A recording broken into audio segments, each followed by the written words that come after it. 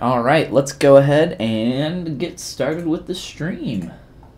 I'll give a little bit of time for some people to pop in here, and I will also, of course, open up my external chat window, so I don't have to keep popping back into that real quick.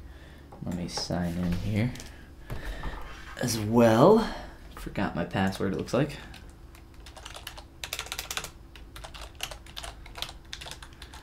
I am still going with a little bit of a cold right now, so I apologize for that. So, excuse me, I'm going to be probably coughing a little more often than I normally do, as well as probably not talking. I'm going to try to not talk at least too much, just because my throat's still bothering me so much right now. Just the more I talk, the more I end up coughing. So I'll try to just get as much work done as I can. And if you guys do have any questions and wanna pop in here and ask some while I'm working around and playing with this character, feel free to. A little info on this before I do anything. This is a concept of Nurse Mercy by Zeronis, found it on ArtStation. And I thought it would be fun to kind of play with and do maybe not exactly a bust, but a little bit of a torso up kind of figure here, and do this in between larger scale projects. So this has been fun so far. I've had a lot of fun doing stuff like the wings, doing some hard surface stuff there. So if you have any questions about that, or anything else here, feel free to shout it out in the chat. Axel, hey, how's it going, man? Welcome to the stream. Thanks for joining us. So, as I was just saying, a little bit of a cold, so I'm going to try to not talk too much. But, yeah, next up I'm obviously going to be working on this mouth because it's hideous. And I think touching up that is going to help this character get into the next stages. I worked on this last week for 3 or 4 days on and off, just playing around with it. Again, concept by Zeronis. I'll make sure to include a link to his work somewhere. He works for Riot Games. Found this concept on ArtStation. And yeah, that's about it. But we're going to be working on this mouth, like I said, trying to clean it up and fix it and improve it quite a bit. Right now I'm not too happy with it, so let's see what we can do. Whew. Sorry again for all the coughing. I'm going to try to not do that.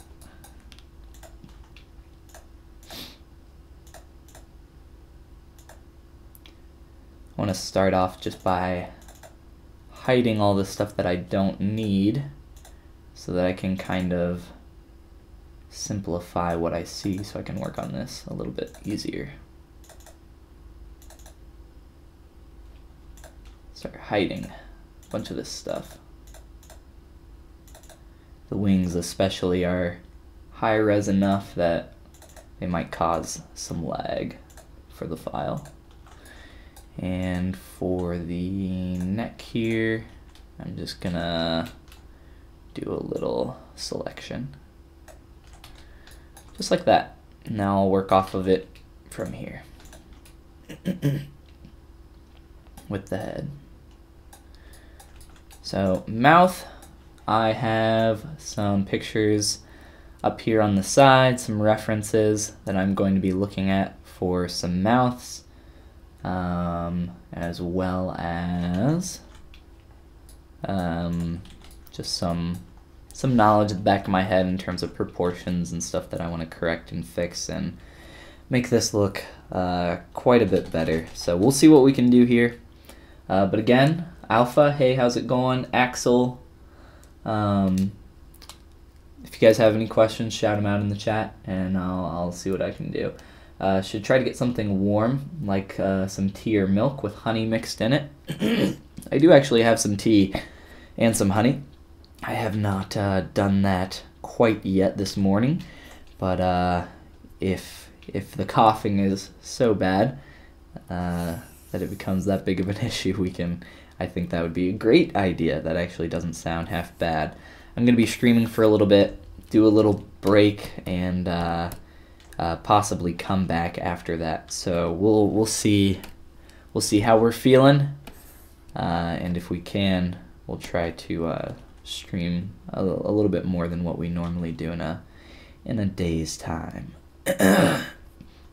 I just got back from Italy, from a little bit of a trip, 10 days out there. And I had talked about some new things we're going to be doing once I get back, so streaming more frequently is one of those things. And I'm playing around with a new schedule right now, so we'll see how that goes, as well as a little bit of an audio experiment / podcast that I am playing around with a friend of mine.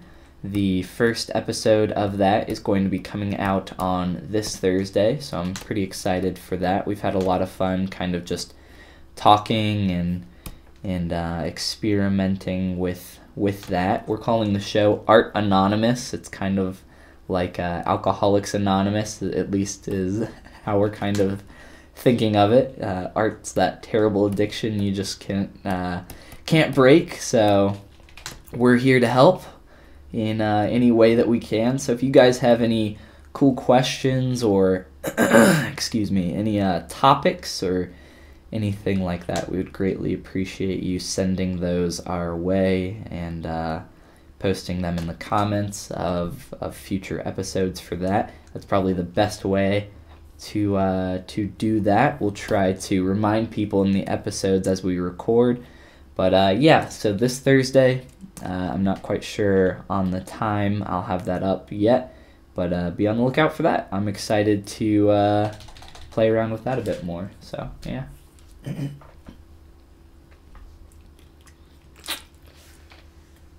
The main thing, the mouth right now is a little bit small. It looks a little bit awkward currently, and it needs to change from the side view a little bit, from the profile view, if you will. So I'm going to be playing around with all of that in an attempt to improve this look and feel overall. And I'm no longer on the symmetrical axis, so I can't really work with symmetry anymore. That's not a huge problem. It just means that we have to do everything twice for the most part. But I don't think that's really as hard as people think. People have been working without symmetry for a very long time, and I think we can do it for just working on a mouth here. Let me go ahead and show you guys the concept. Actually, I'll go ahead and import it into ZBrush. That'll be a little bit easier. And we can import it into Spotlight if I can click the import button.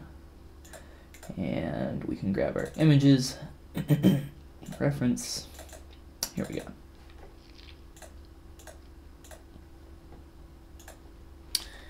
This is, again, a concept from Zeronis. You can follow him on ArtStation, Zeronis. Works for Riot Games, I believe, who makes League of Legends, if I'm not mistaken. But yes, there's the concept. I'm going to be using Spotlight here, which is what this tool is. And kind of, oh, I'm sorry, my camera's up there. I often forget about that because I don't look at my stream OBS settings all the time. And I tend to put my references up in that left-hand corner. So here she is. I'm going to make that just a little bit smaller so I have some room to work with. And I also have, oh, sorry about that. I also have, this is going to be a little bit trippy here if I pull this over. But in my OBS settings, I also have this little chat that's supposed to pull in my chat window into the stream. It's not working though, and I'm going to try to get that fixed before the next time we stream so that we can get the actual chat playing in the video for playback and everything like that. I also pull in, I'm using Restream.io, so it multi-streams to Twitch and to YouTube at the same time. So it can pull in multiple chats if people are having trouble following, or I'm answering questions from Twitch and people are on YouTube and all that. Axel says he's from Italy. I was wondering how did you go from... Was wondering how did you went from modeling the hair? So I guess just how did you model the hair? The form looks super nice. Thank you, I appreciate that very much. Honestly, it was done pretty rough and quickly. Nothing crazy. So let's go ahead and do a quick look at that. Quick breakdown. Shouldn't take long at all. And I'll hide this hat real fast. So of course we just have the bald head here, and that's just a little hair tie in the back. I'll keep that on for the time being. Are those from the neck? Yes, it is. I'm glad we hid that. Okay, so I'm really happy with the proportions of the head that I currently have. For the most part, everything except for the mouth, which is what we're working on now. So essentially for the hair, after I got this to a place that I really liked, and I started with a base sculpt as well, my own personal base sculpt, which give me a second here. Where is this? And here, go over to my Gumroad. This right here, this is my base mesh that I created. I started with this and took it into this character here. So that's kind of how I started. If you got your own work that you can kind of start with and work off of, I personally recommend that. I just did a quick extraction of this shape here, and then used essentially a dam standard to create some clean strokes in that to get some character with that. From there, I did this portion here, and it looks a little bit complicated, but if we just break it down, essentially you start with a little bit of a tube. I use the curved tube snap brush, create a tube, subdivide up, sculpt over top of that using the same method that I did here on the back of the head. So pretty simple. And then I did that, 1, 2, 3, 4 more times. And another time here for this strand as well. So not too complicated really. And for the back of the head here, these are just some little strands that I pulled down and blended. I could have done a little bit better job with those, but they're in the back and they won't be seen too much, so it's not a huge deal. Craig, how's it going? Welcome to the stream. A little bit of a cold for those popping in here that are just getting in here and haven't heard me say that. So my throat's a little jacked up, so I apologize for that. And then finally, for the back of the hair, same exact concept as the front, just multiple strands, each an individual hair tube, subdivided up, spend some time with it, sculpting some detail with that dam standard brush. It's not actually the dam standard brush, but it's very similar to it. It's my sharp soft edge brush, which you can also get from my Gumroad here, which these are my 14 main sculpting brushes that I use. Pretty much 12 main sculpting brushes plus 2 bonus brushes, which are some eye insert eye brushes with that.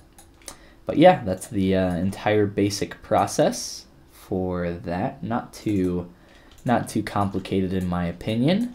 So we can keep working on this mouth here and try not to die from this cold in the meantime. I liked Axel's recommendation for grabbing some warm tea, so maybe we'll do that here in a little bit. All right. So the mouth here, it's really small in the concept, and the style that I have is obviously not quite as anime-like as it is there. It's a little bit more stylized towards a 3D character appeal that I like. But I think we can still try our best to get something similar with the mouth. The main part that's bugging me right now, I'm sure it's very obvious to you, it's the lips and the corners of the mouth. Currently they're just folded over, and that's not really what we want. We really want to try to tweak that as much as we can. Try to blend those out. It can be difficult to do that. I'm going to be trying to do it with my smooth brush a little bit. But you got to be really careful with your smooth brush because it can be extremely destructive towards your mesh.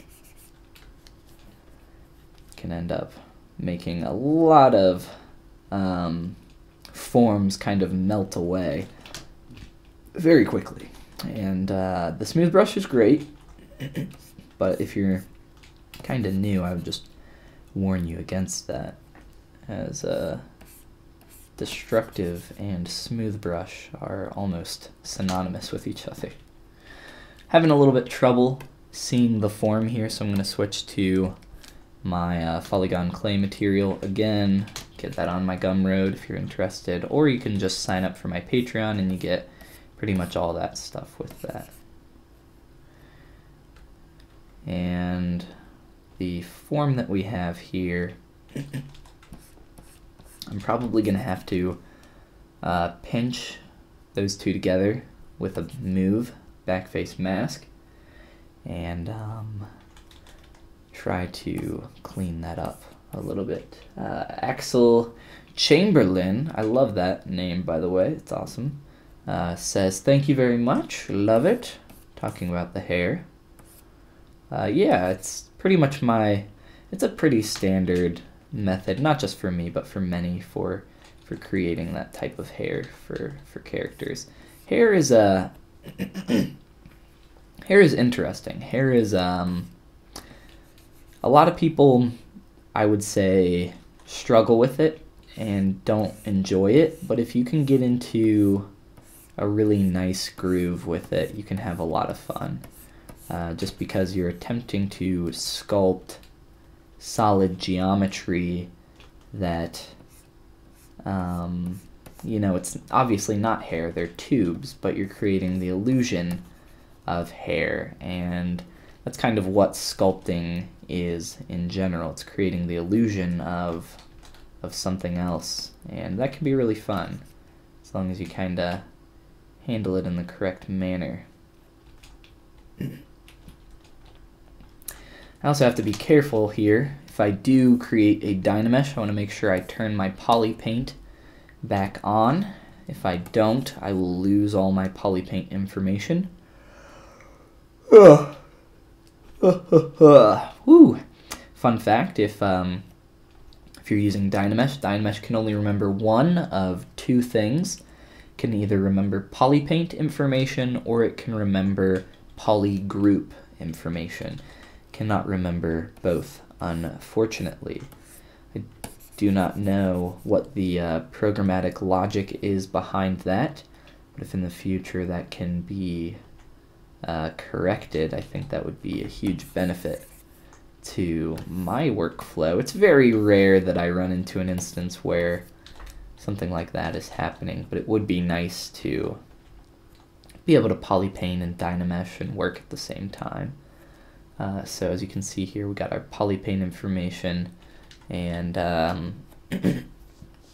we can see that the material is starting to change up on us. I have found that as you step up and down through subdivision levels and you sculpt and smooth out some stuff, you can often end up with some materials kind of resetting there. So that can be a little frustrating to work with as well. I am going to just do a quick little paint here just to kind of get that. We need to keep working on these corners of the mouth, though, quite a bit.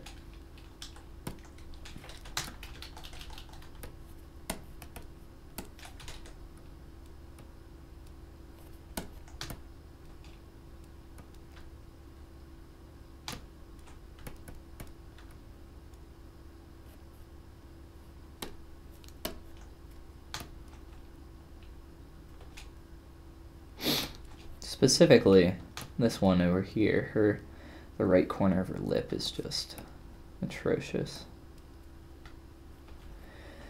I think you guys have seen me split the lower half of the jaw from the upper, and we might end up doing something similar to that here. As you can see, we're getting some terrible, terrible pinching going on here with the geometry, and that's never a good sign. We never like to see that. So I think we should go ahead and do that. Do a quick Dynamesh and see what we can come up with. Do a quick save. So if anything goes wrong, you know, we can always jump on back. The meshes contains multiple subdivision levels. Would you like to freeze those? Never. This thing is annoying. I don't know how anybody drinks these. I'm talking about the little pop-up caps. They just like poke you in the cheek the whole time you're trying to drink from your water. My Contigo, as I normally have, is currently being washed, so I don't have my Contigo with me today. But we'll let that finish Dynameshing. And 1 second here. There we go. We'll see how that interpolated or interpreted that there. So it's still pretty messy in there, but we can do a little bit of cleanup. Possibly purse those lips together. It's a good technique for cleaning that up.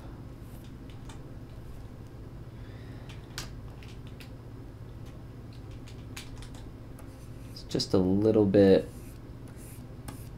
too much thickness and inflation going on here.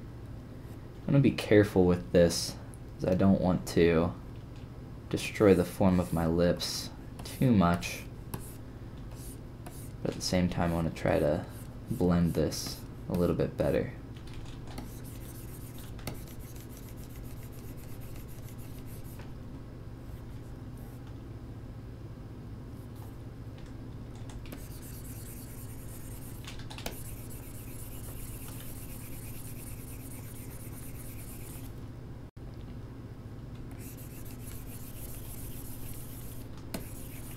I'm using the Trim Dynamic brush right now, my own version of that brush,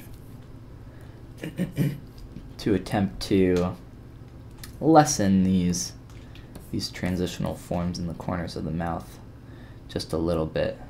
And with this I can, you know, selectively focus on certain aspects here if I want to, just to make it a little bit more easy to rotate and work around here. So I can try to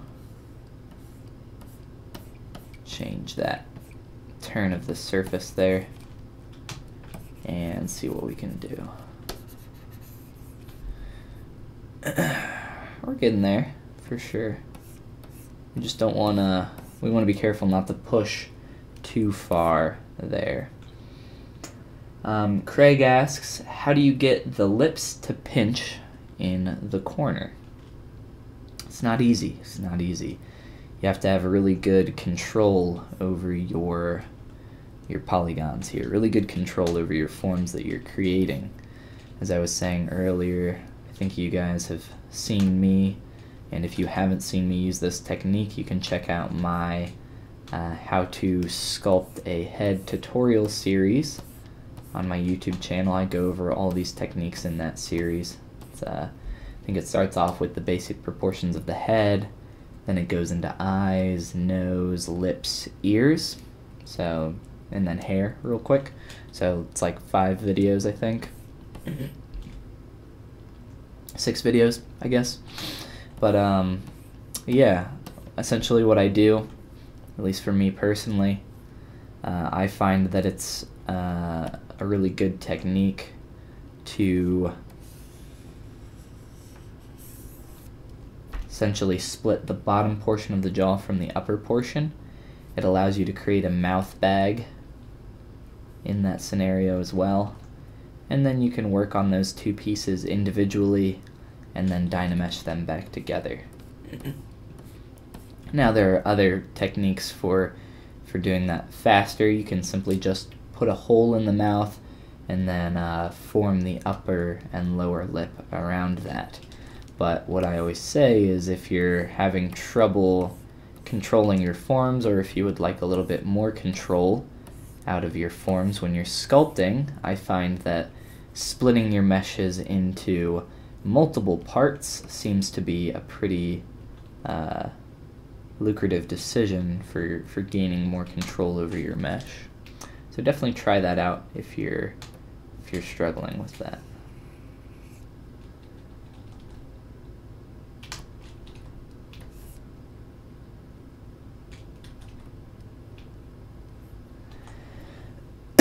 So I think we're making some good progress.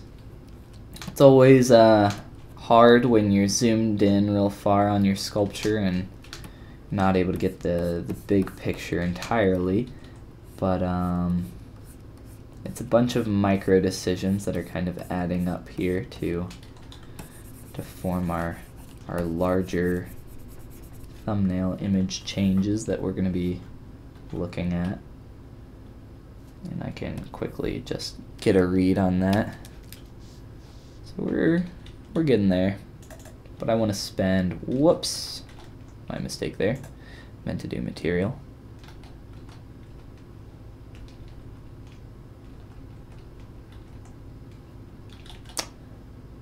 Fill object, there we go. I still want to spend a good amount of time on these lips though. That's what I was going to say. Try to get them as good as we can.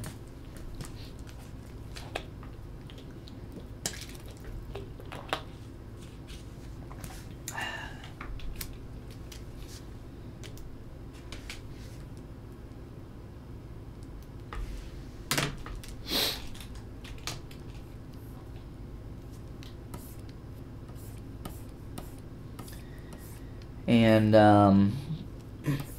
I'm currently, this is just Dynameshed. I can ZRemesh this and get some subdivisions back, but unfortunately, with our lower lip being so close to our upper lip, what ends up happening during projection is that information tends to bleed into the other geometry, and it's not something that you normally want to happen. So if we can avoid that, we will do our best to do so. I would like to come up with a method to attempt to alleviate that kind of combining from happening, but the only solution to my knowledge is to lessen your projection distance, but that ends up causing other issues for other parts of your mesh. So there's no real easy button in those situations, so it gets a little tough. But we can work with what we have currently and try to do a good job of cleaning this up.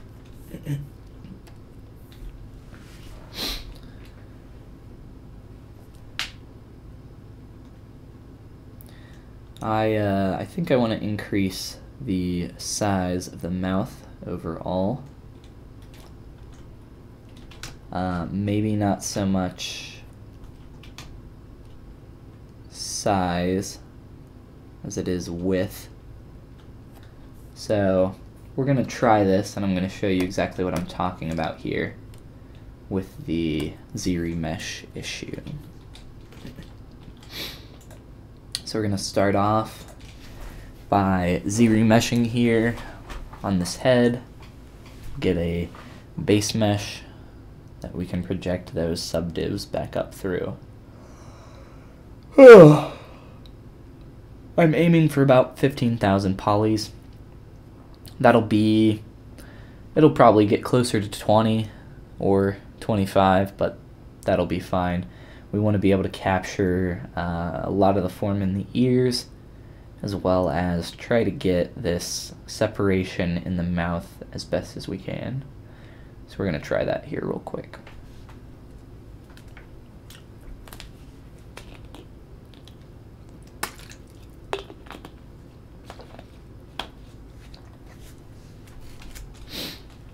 Oh, it was pretty close to 15, so that's because we didn't have our symmetry turned on, which we do not want, obviously. So I'm going to try something here real quick to try to make this separation between the lips a little bit better. I'm going to try to create 2 poly groups between those, and we'll see what we get here. And I'll probably end up just using a selection brush. The slice is going to cut in to the lower part of the lip there. So from here, just zoom in, take our selection brush and perform an auto groups now.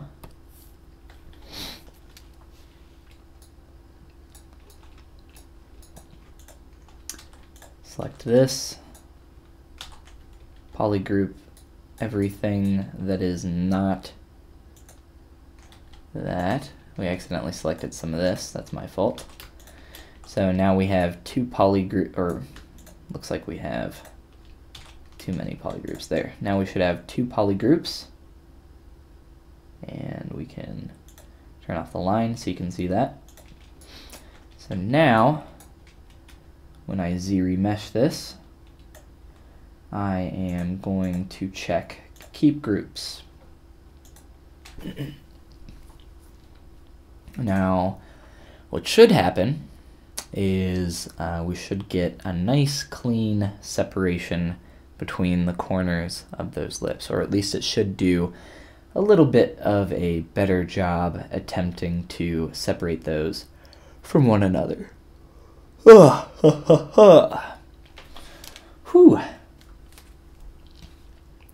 If I'm not coughing, I'm yawning, I guess.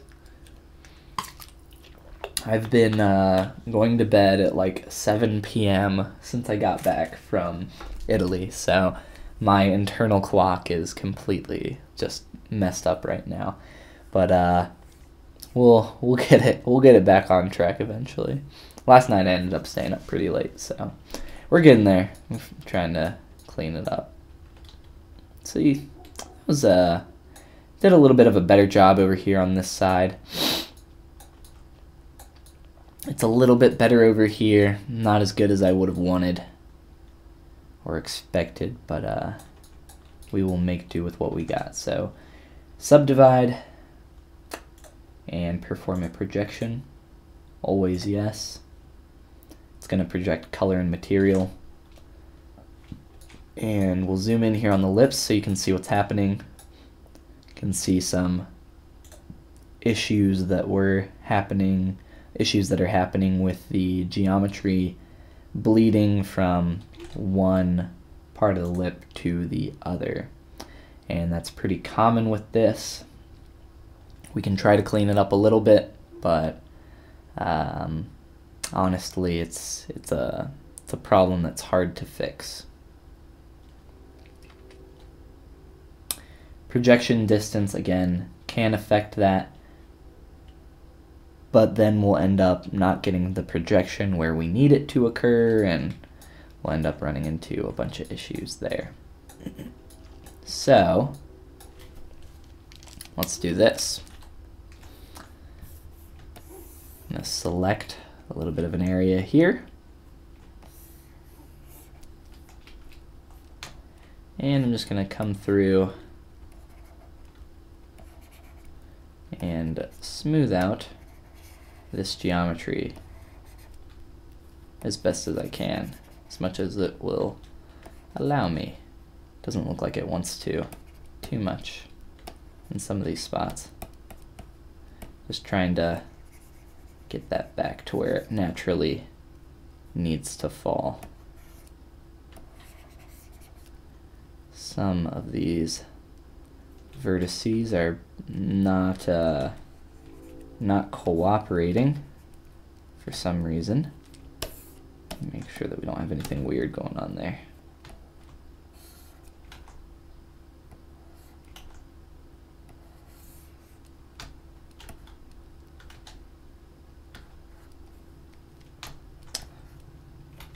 Very odd that I can't smooth those out. Not quite sure why, but again, you can see how messy this is, how much of a problem it becomes.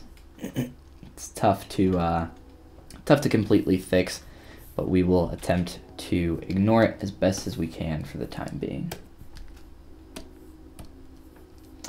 So at least now we have a couple subdivision levels that we can work with. And I will turn on all my face pieces here, all my eyelashes, and just my neck. So the mouth is, it is getting better. It's getting there. But again, the main purpose of doing that was so that we could step all the way down to a low subdivision level and mainly increase the width and size of our mouth. The garbage that we have going on here on the left part of the mouth is very frustrating now. So we'll try to fix it, but it's a little bit of a tug of war here as we play with this stuff.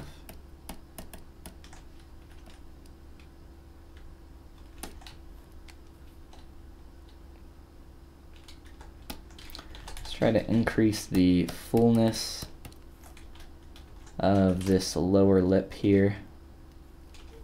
There's a few ways to do that. I'm going to just try to mask it off.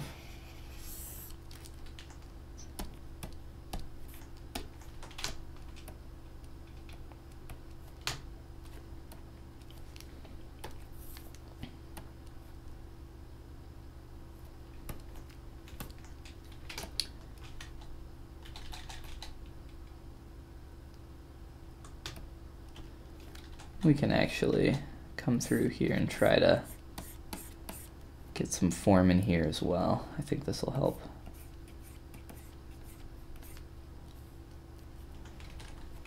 And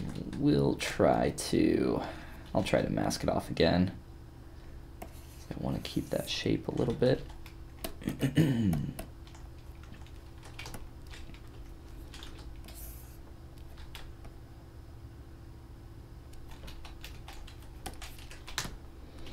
Try something like that.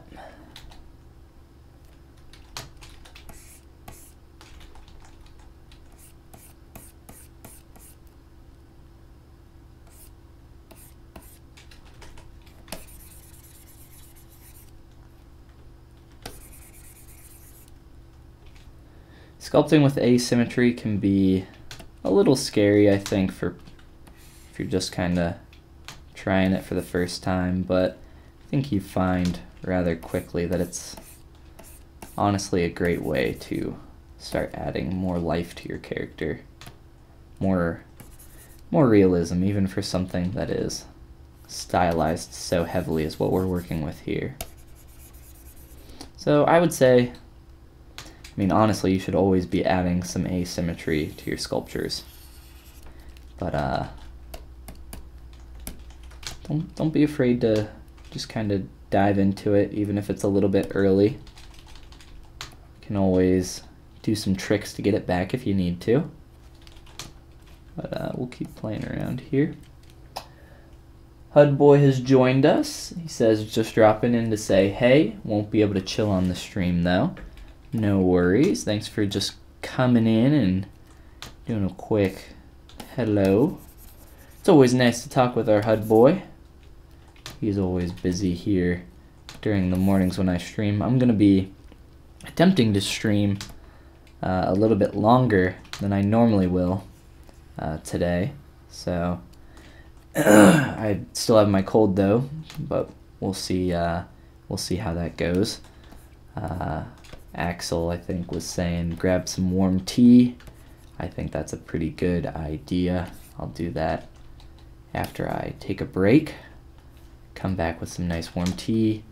And as long as the throat's not killing me too bad, I think we can keep pushing forward on this character. Obviously, right now we're working on the mouth and attempting to find something that we like. We're getting there, slowly but surely, and dying slowly but surely as well. But I'm gonna keep messing around here and see what exactly we can come up with. Hopefully, all these little changes are starting to look a little bit better. I think so. If I were to load up that original mouth, I still need to fix a lot of this poly paint. Honestly, I should just be kind of getting rid of that in there completely, just so it's not distracting me. And we can try to get that in there. It'll be a little tough, a little annoying. And there's that issue again. So I mentioned that as you're stepping up and down and adding some poly paint, you can often get your materials to revert back to a neutral state, which is pretty frustrating. It's a little bit of a bug that's been in ZBrush for as long as I've used it. But yeah, we can try to correct that a little bit. Let me go ahead and load in our original one here that we started with so that we can kind of see the progress we've made. Turn on that material. So the corners of the mouth were the big issue here. You can flip between these two back and forth. There's no poly paint on these, so it's a little bit more difficult to tell. But the shape of the mouth here, I think, is just completely wrong. The lower lips need to tuck in more. The lips need to be stretched as well. And we're starting to do a lot of that very slowly. So we're getting there. I want to go ahead and save our progress here, though, just so I have that. And we can keep going here with these lips. If you're struggling to move your camera while you're zooming in here really close on something, it's most likely because you have perspective turned on. You'll find it a lot easier to orbit around your sculpt with perspective off, in my experience. So try that out if you're having some trouble there. I think we're close. Got that little bit of a smirk.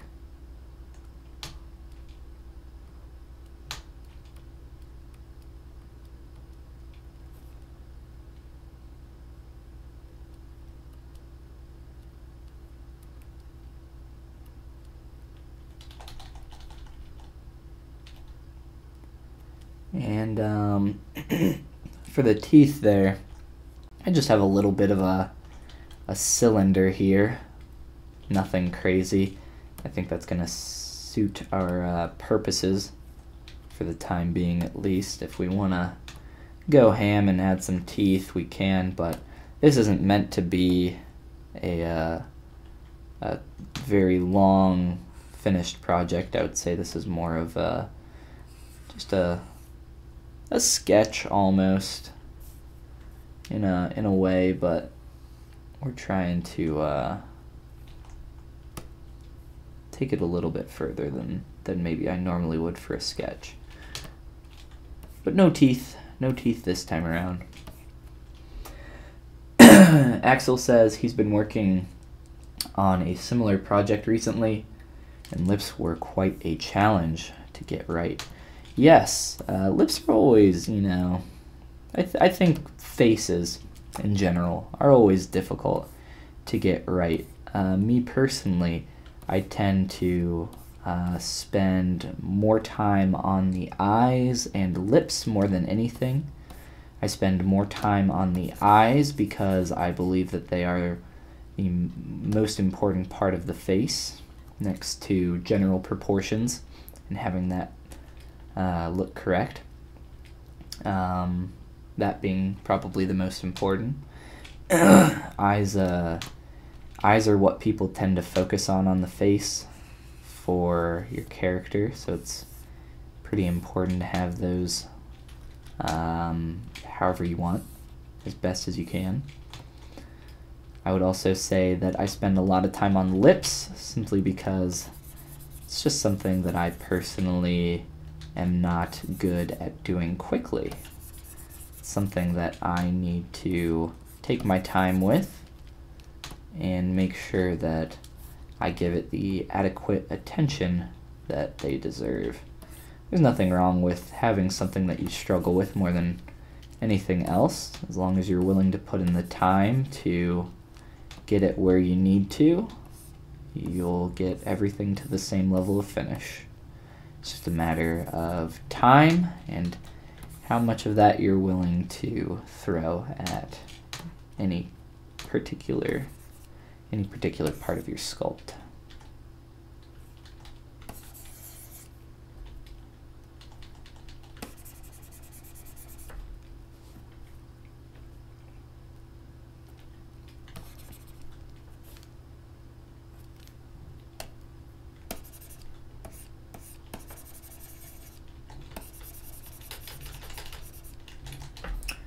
For those that don't know, there's an alternate smoothing technique by holding shift and letting go of shift while you're smoothing. I will use a combination of those two methods for sculpting and smoothing.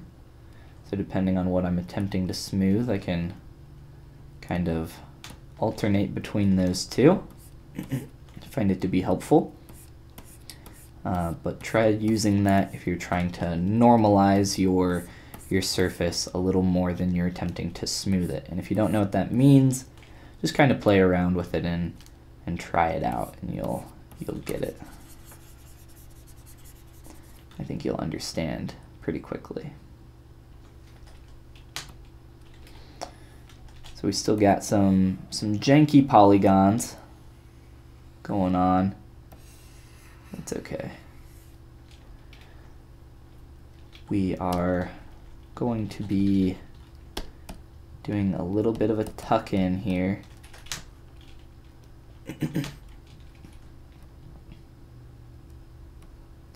Tuck in and up. It's gonna really try to sell the crease and divot that we have around that portion of the lip, as well as hopefully mask the crappy polygons that we have projected in the corners of the mouth.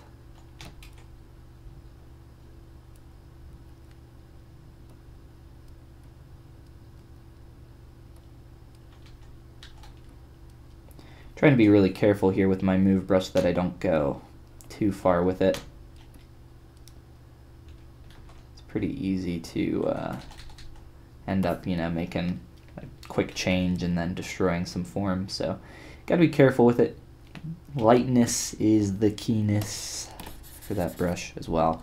Being light and gentle with most strokes, most brushes seems to be the key, to be honest.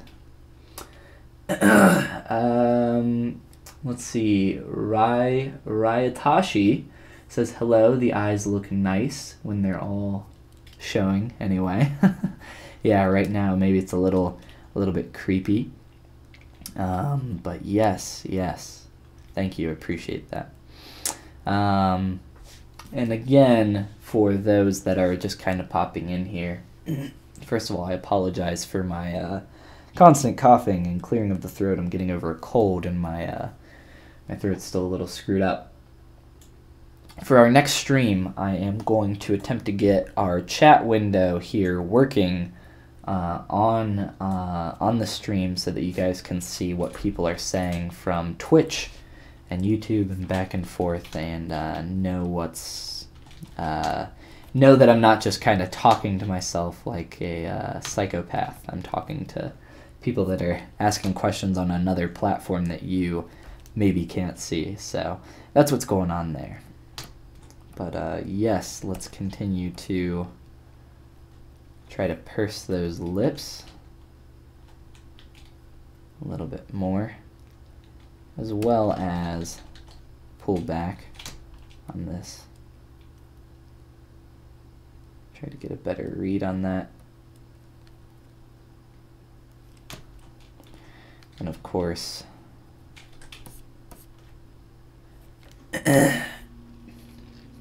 I don't really like using the inflate brush, to be completely honest.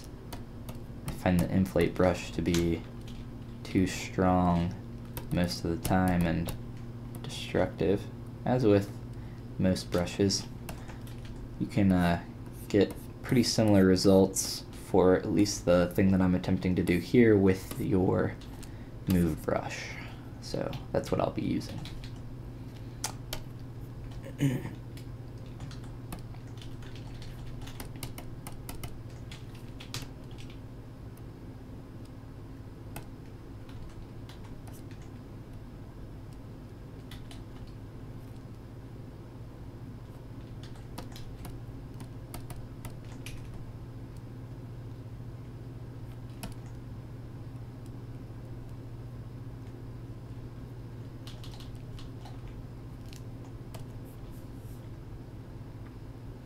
Getting there, getting there.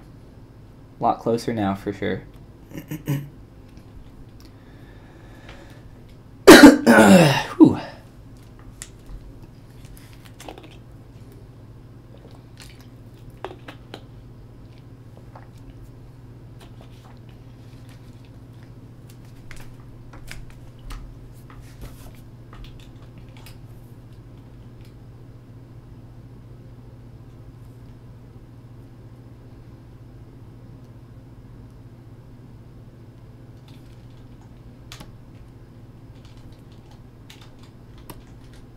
Whew, that's a fun one.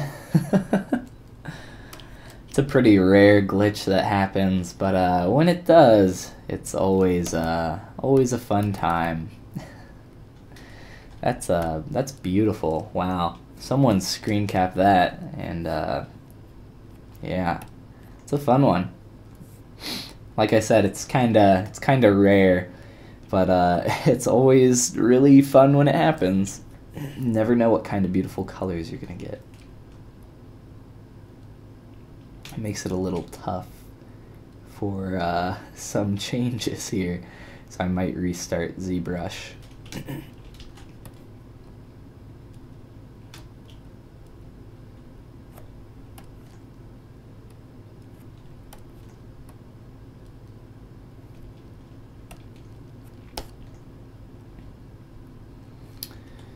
It's the corners of the mouth that are the hardest to get a nice appeal there.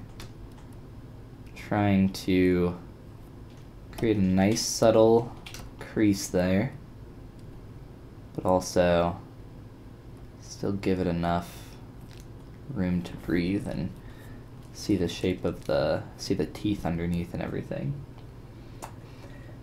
Wow, that looked really cool. That's never happened to me. Yeah, it's a beautiful display, a beautiful mosaic display. It's not doing it anymore right now, so it won't, or is it? No, it is still doing it. So maybe I can get it to happen again. It's not cooperating. It's not doing the glitch. That's okay. Yes, it is very strange. But I've seen it happen on other machines, other computers, and I've seen it happen to other people, so it's not just a singular instance of that occurring. I can confirm that at least. But yes, it is a very interesting one, for sure. I just call it the mosaic glitch. There's a couple other things like that in ZBrush that are very, very rare, that are, I would call them glitches. One that's actually a little bit of a nice glitch, and the only way I can describe it is that Dynamesh begins working instantaneously. Essentially, your mesh, your model will Dynamesh to a very high level, 4-6 million polys instantaneously, where normally it would take, let's say, 30 seconds to a minute for my computer, just because of how powerful it is. But on an old machine, on my old work computer, it might take a couple minutes to do something like that. But I've had this occur on both my computer and, you know, my old work machine, and I've seen it happen to other people as well. But Dynamesh will just, for whatever reason, begin working incredibly fast. Like I said, instantaneously. You can Dynamesh from here. I'm at like 4 million, and if I Dynameshed again, it would just snap of a finger start immediately work. And I don't know what causes it, but I'm always happy when it happens. Kind of like the mosaic glitch. I'm always happy to see that one. For the most part, I quick saved for a reason, because it can cause some crashes and some bugs. So we want to avoid that, but it's still always interesting when you see it. Will you model the lashes? Will you model the lashes? I assume you mean the eyelashes. I have some 4, 5, 6 or so stylized lashes in here, so that's what I'm going to be sticking with for this sketch. So nothing crazy. There's some nice free eyelash brushes that you can get online. Some insert curve eyelash brushes for free. If you're interested in that, you can PM me after I'm done streaming. Just send me a message on the Discord chat, and I will be sure to recommend you a link or two for that, if that's something that interests you. I personally prefer to do them manually. It allows me to have greater control and just be able to create whatever style I want up here and not have to do exactly what one person's brush wants me to do. That's why I prefer creating my own tools, and I would personally recommend that you do the same. I think it's better to have your own stuff for that kind of thing, but like I said, I prefer to kind of be unique each and every time I do it, but there is at the same time some stuff that can save time, if that's what you're looking for.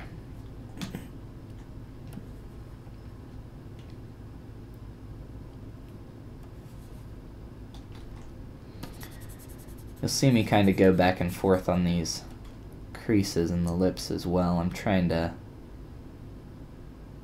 turn the form here, so we got a little bit of an S-curve, but I need it to S-curve back down this way, kind of blend in there, kind of like it's doing on the other side. You can see it go. And I think my little sound effects tend to help illustrate that.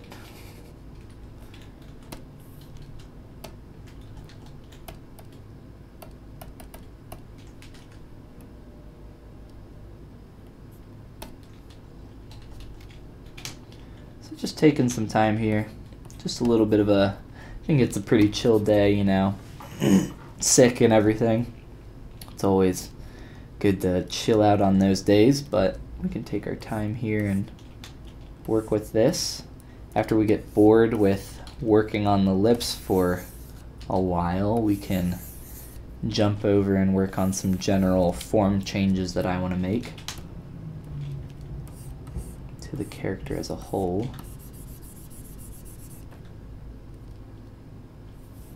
There we go.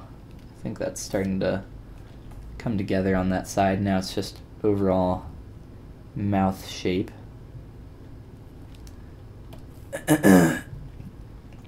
Which, excuse me, we can take a look at here. Let's do, let's turn on everything. I'm still not happy with it currently. And I think really what's bothering me is the lower lip.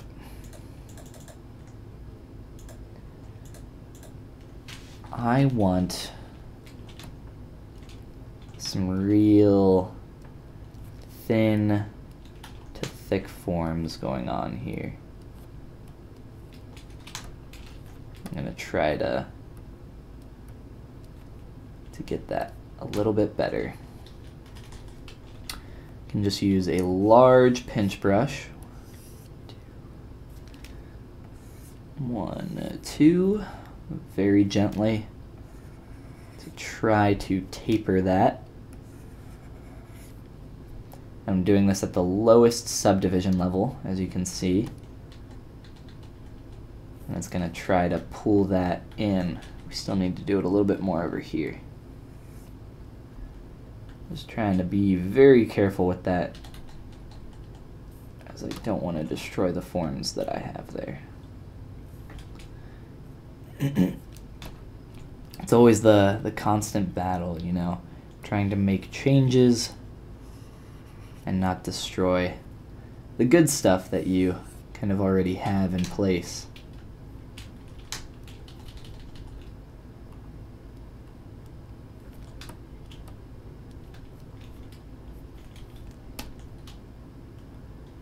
Okay, so we can play around with that a little bit.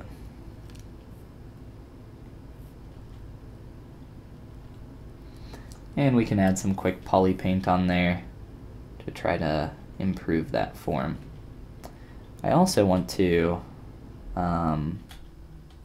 move up the mouth and increase the size of it, just in general, real quick. Getting a large read here makes it a little bit more obvious, getting that mile-high view. And there we go. Got to be careful here, as when you scale stuff up, like I'm doing, it's going to protrude out. So I need to make sure that I am adjusting that from the front as well.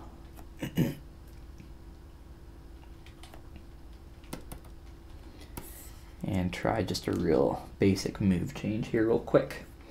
Lunalay says, hello, Folly. Welcome to the stream. Welcome back, I should say. Back from Italy, you back on the stream. Great to see you again. Should try to just do a little bit of a change there.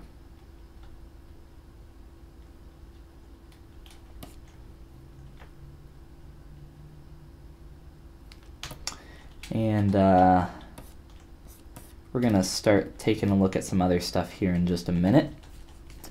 But we can throw some real quick poly paint on these lips, and we'll probably end up I'll probably end up looking at the lips down the road as well a little bit more.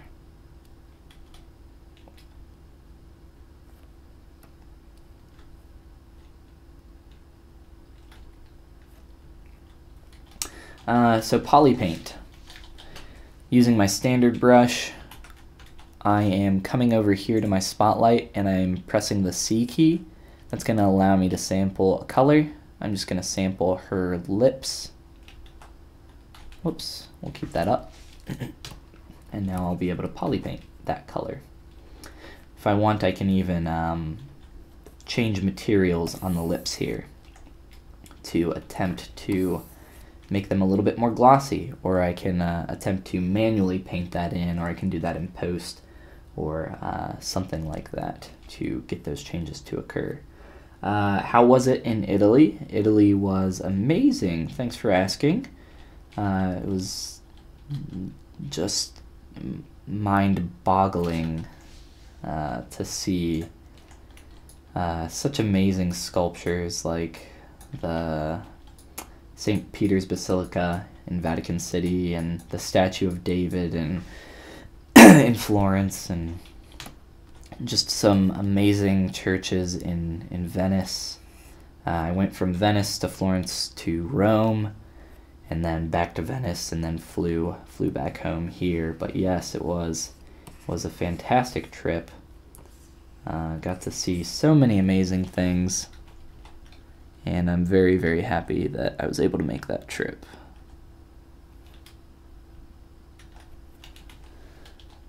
And let's see here. I'll try to keep getting this on here. Just do a quick, thick base coat, and then we can kind of fix that, lessen it, blend it, do what we need to make that look a little bit better.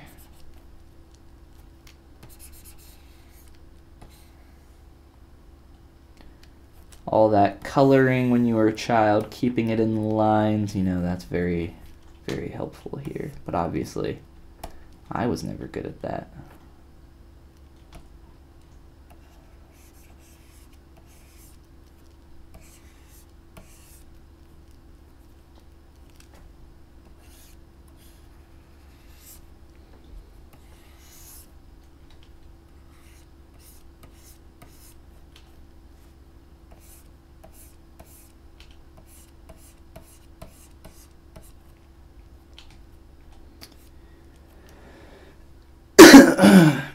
Excuse me. Again, sorry for all the coughing. The cold is not quite gone. I'm on the last leg here of the sickness, so hopefully by tomorrow the coughing will be completely gone. But we shall see. All right, so there's a quick little paint over for the lips. This here is just a quick color sample so that I can attempt some highlight if I want. If I want to do a little bit of a highlight on the lips, or just add a little bit of this color in, I can lower my RGB intensity. And I could even mask by hue and value. Try to get a little bit different here. I'm just going to try to add a little bit of this in here. Try to add a little bit of depth.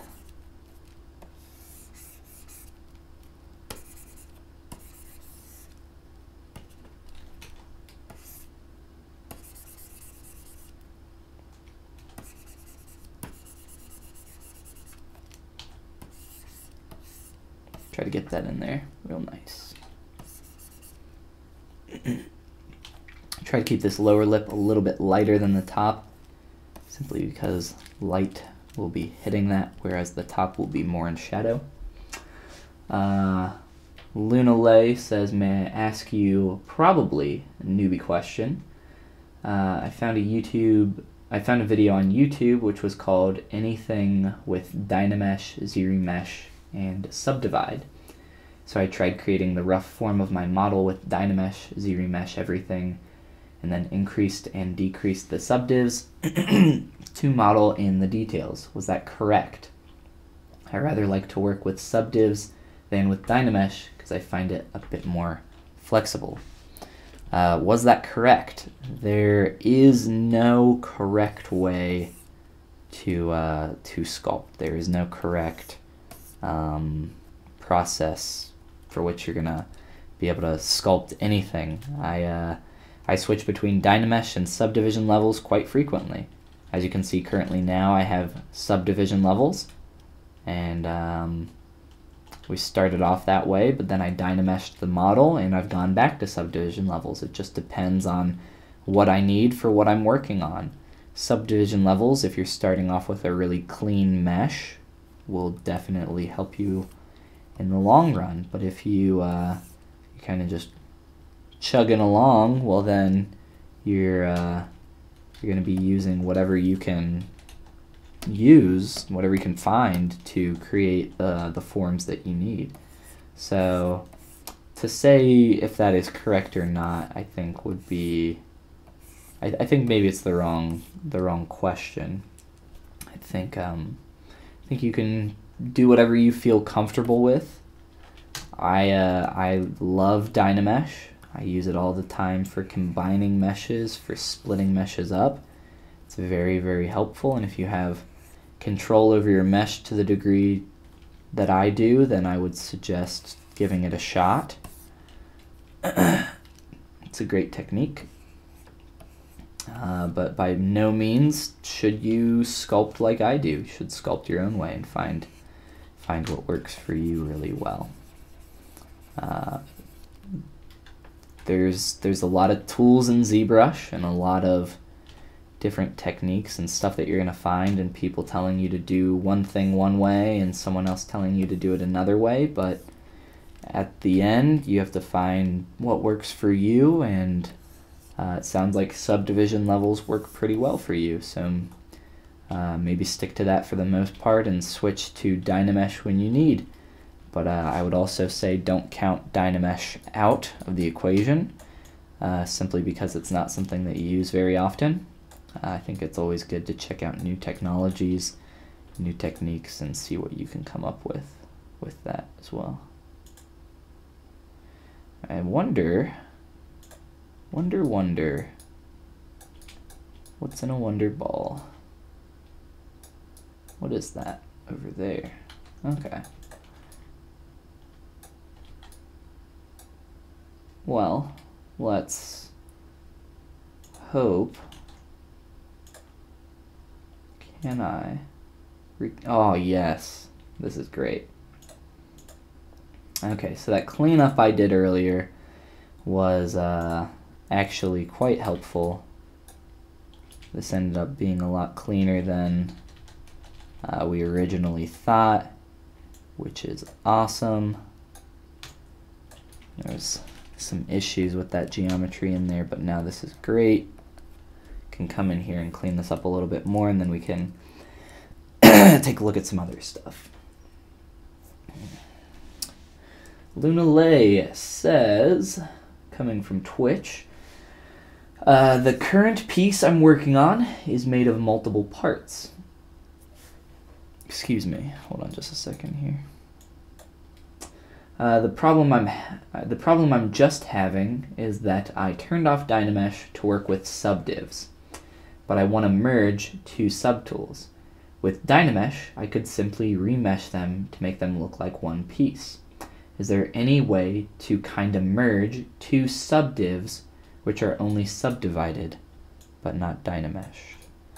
I would have to see it to understand completely what you are talking about here, but from what I'm understanding, you have two separate pieces of geometry with subdivision levels, and you want to combine those.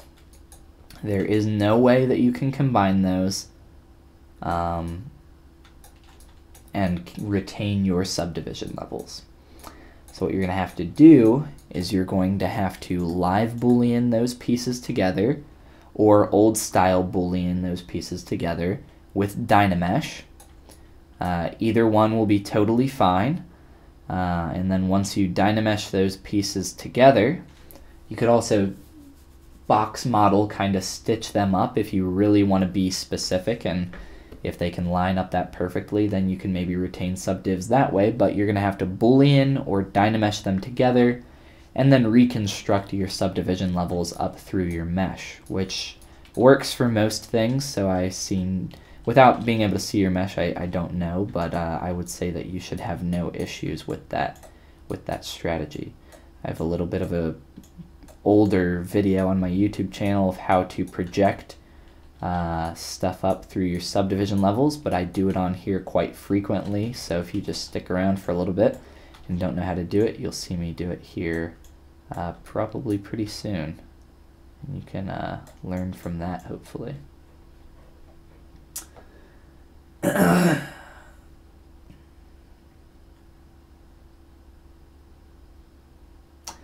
It doesn't work all the time, but put them at the max subdiv, the same subdiv, merge down, there you go. Now what you're referencing there is essentially taking two separate pieces of geometry with the same number of subdivision levels. Let's see if I can find something here. 7, 8, okay. So this hair here, whoops, my face is looking a little creepy. That's okay. So with the hair here, I have two hair pieces, this piece and this piece.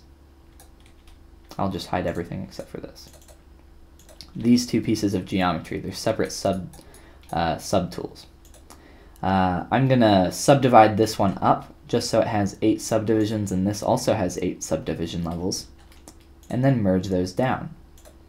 Now, after I've done that, it's going to make sure that both of these pieces retain the max level of subdivision levels, which in this case is 8. They both had 8, so I will combine both of these pieces of geometry into one subtool, and they will retain their subdivision levels. Now that's all well and good, but I think what Lunalay is talking about here is actually combining geometry that is split up. So for instance, if you have an arm that is separated from your chest and you would like to, or maybe you have a deltoid and you're going to slot the arm in there, that can be one way that you can do that. So you just slot that in, and you could of course merge them together like what I'm doing right now. But of course you're not going to get that geometry to actually blend between those two pieces. So dynameshing or live boolean is going to be the way that you accomplish that. Sometimes I get a message, do you want to freeze subdivision levels? What does that mean? Why would I want to freeze them? It's a little complicated, but if you don't know, then don't do it, I would say. If you're dynameshing, I would recommend that you do not freeze your subdivision levels most of the time. Anubis said quick save because we're merging two pieces of geometry and it's taking a long time. Oops. Do you have a tutorial on hair? I hate hair. There's an older video on my channel while this is thinking for a sec. Wrong one. Pop on over to the YouTubes. My channel? Videos, actually playlists. Let's check out, where is it? Here it is. So yeah, I was talking about this series earlier. Female face, female head. The last video here, how to sculpt hair. It's pretty old, but it gives the basic structure for how you would do something like this. So essentially creating hair tubes and then adjusting them from there, doing a similar base to what I had for mine, which these are now combined. As you can see, we still have 8 subdivision levels here, all my subdivs, but of course the geometry is not actually merged, which I think is what Lunalay is specifically looking for there. But yes, so same basic process in that video. You know, I have the hair here and all that, but I could probably stand to do an updated version of these videos They tend to get quite a bit of views, so I think it's something that people struggle with. It's pretty beginner level stuff, but it's just one style. There's a million ways to do anything, so again, take my stuff with a grain of salt. But then, of course, there's a bunch of tutorials on my YouTube channel where I sculpt a crap ton of things, so if you can grab more information from there. I sculpt hair on a lot of characters, so like my blonde sweater girl, that's a pretty old one as well, but we do some hair in that video as well, so hopefully you can gouge some information from those videos. I'm still not happy with the lips, but I am more happy with the lips than when we started. So hey, that's called progress. What we're gonna do next, quick save here, and line this up at an angle that we're somewhat happy with.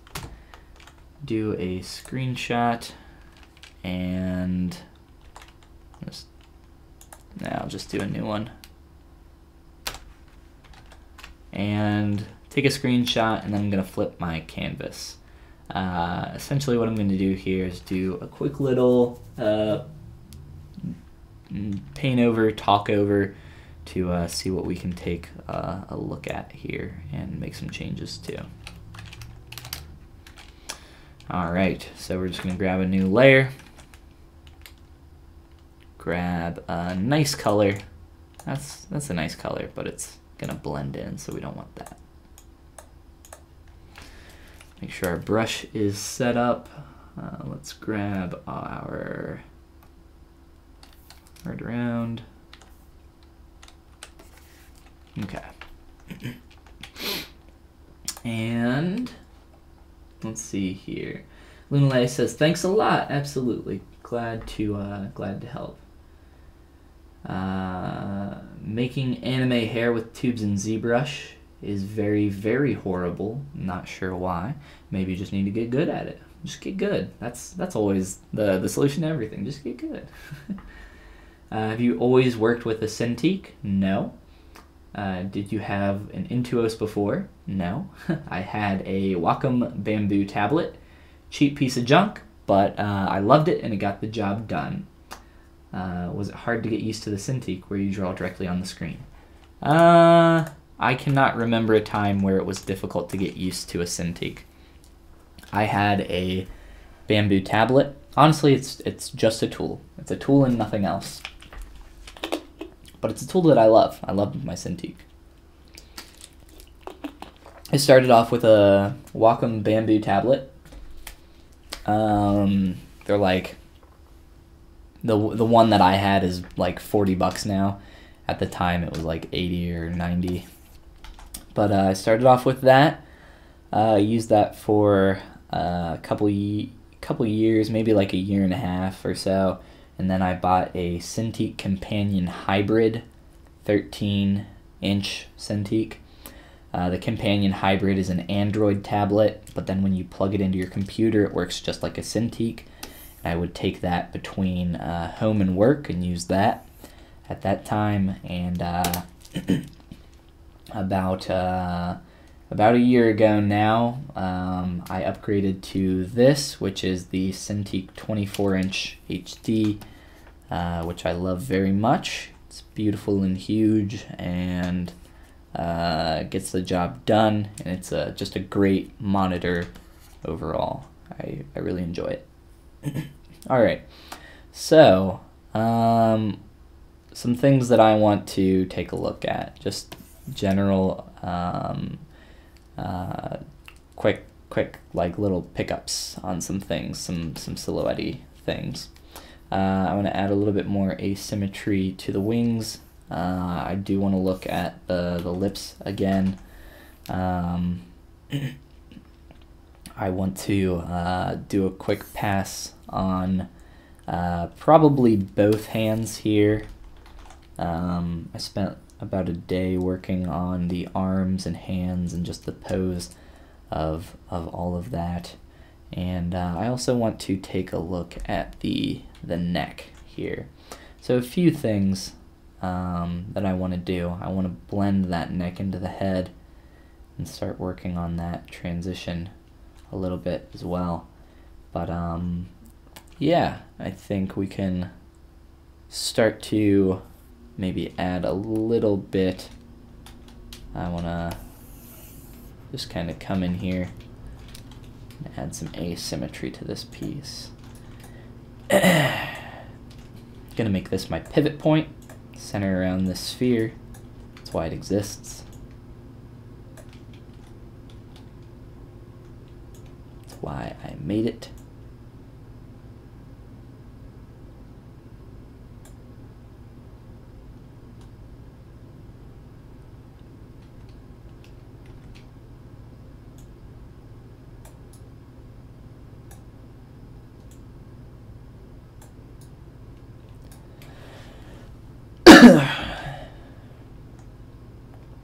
And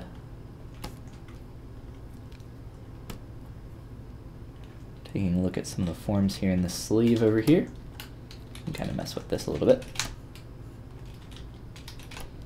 Move AccuCurve is pretty good for getting some tight transitions and forms.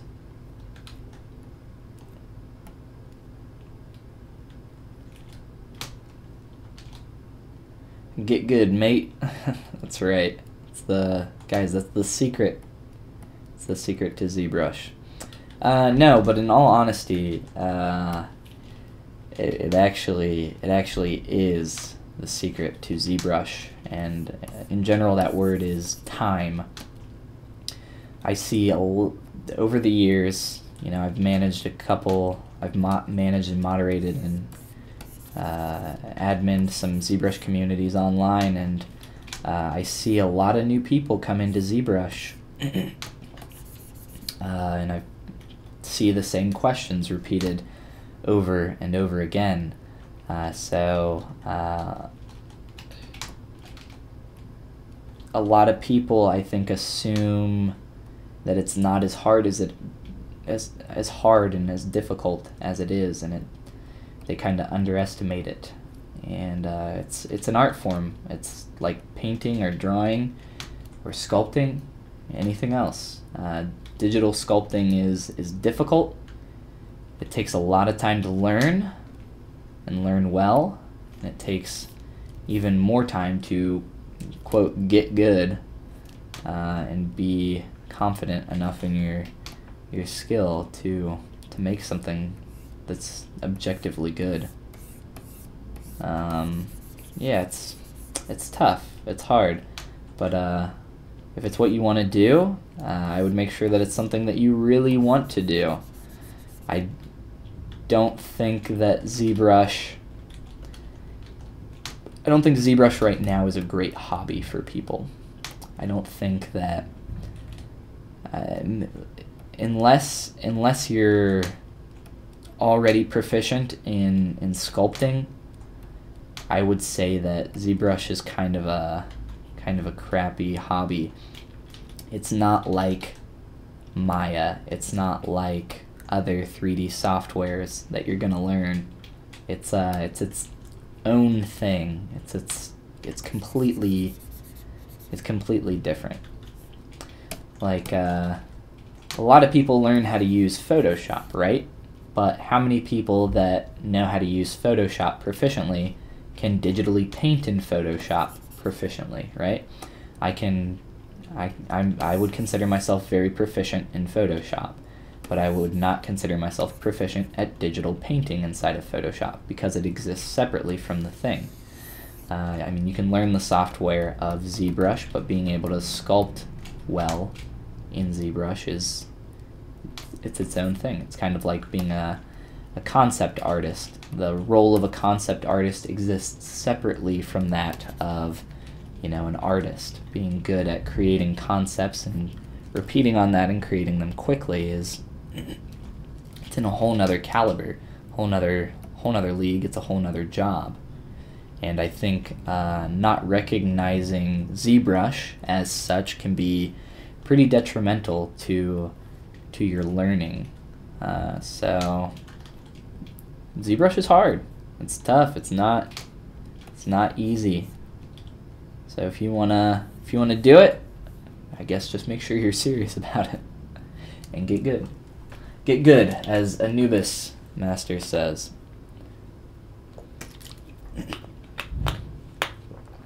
Words of wisdom from the Egyptian god that ferries those to across the river Styx.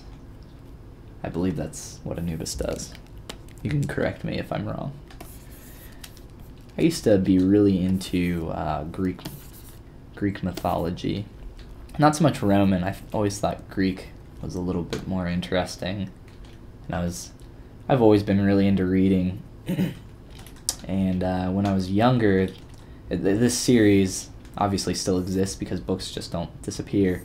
And this author still exists. His name is Rick Riordan. I still read a lot, but I haven't read one of these books in quite a long time. They're targeted towards more of a younger audience, but they're still very good. So if anybody's looking for some cool, possibly Greek mythology fantasy books to read, Rick Riordan has some really, really just cool books. He also has some Egyptian fantasy books, all sorts of stuff. They're really good. Actually, if you guys remember, one of his books was made into a movie a while ago. It was the Percy Jackson series. He's the author of those books. The movie wasn't very good, if I remember correctly, but the books are great. Even for someone that's just like interested in maybe young adult books or something like that, that might be something that you can check out. But yes, let's duplicate our head, merge it with our body. Now, if you remember the process that we did previously, when we merged two subtools, it retained the highest subdivision level. It'll retain the lowest subdivision level. So in this case, between these two pieces, there are 4 subdivision levels at the lowest, so it will retain 4 subdivision levels. Unless, of course, I just click delete lower and merge down, and then it has no subdivision levels, which is, of course, what I want, because I'm just going to be dynameshing these together. So let's go ahead and do that. And I'll keep my material here as my Follygon clay material, just so you can see this firsthand. That's interesting. So I'm dynameshing this piece. And remember I said that ZBrush can remember 2 things with Dynamesh, or one thing, sorry. Polypaint or polygroups. So I have polypaint on my mesh and it is visible currently. So that means it's going to remember the polypaint information. It's not going to remember the 2 separate polygroups that I have between the head and lower jaw and also the body. So 3 polygroups total. Those will be erased completely. And that will also happen if you have a different material applied. Essentially, if that paintbrush icon is turned on, that will occur. So, along with that, it will also remove whatever material you apply to your mesh because of the polypaint information. So, once this is finished dynameshing, you're going to see here that my Follygon clay material will be visible. And that warm tea is sounding pretty good right about now. Let's see here how we're doing on time. And the stream health is red. I assume that's because of the Dynamesh. But let me know if you guys can still hear me, if everything's still good. My OBS settings are green, which means good. But my OBS is all red and angry at me. So hopefully, or I'm sorry, my YouTube is all red and angry at me. But yes, there you go. Poly groups here. 1 poly group, like I said, and the material has changed to my clay material. because that is what is active. But of course, switching my material, you can kind of see how it'll take on whatever I have selected. So we can kind of fill that in now, make sure that looks good. And now the next step is to blend the transition between the neck and the head. So just a quick little selection here, and I can begin doing that with just starting off with my smooth brush. Get a general transitional change here, and then use my trim dynamic brush holding Alt to make that change as well in here. Just kind of create an inner bevel between those two surfaces, and then I can smooth that out a little bit more.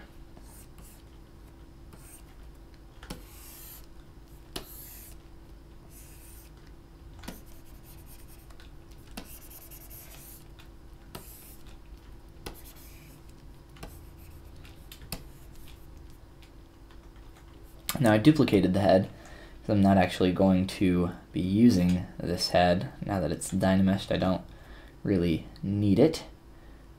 So what I'm going to do is delete the parts that we don't need, which is most of it.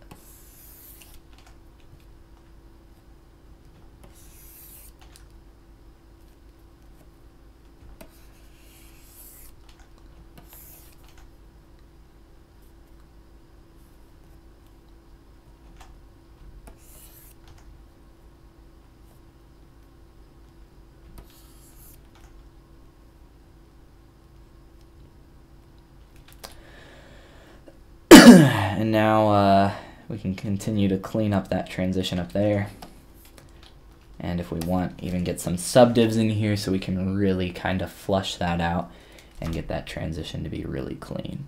And that might be a good idea for what we do next. PB Gaming has some beautiful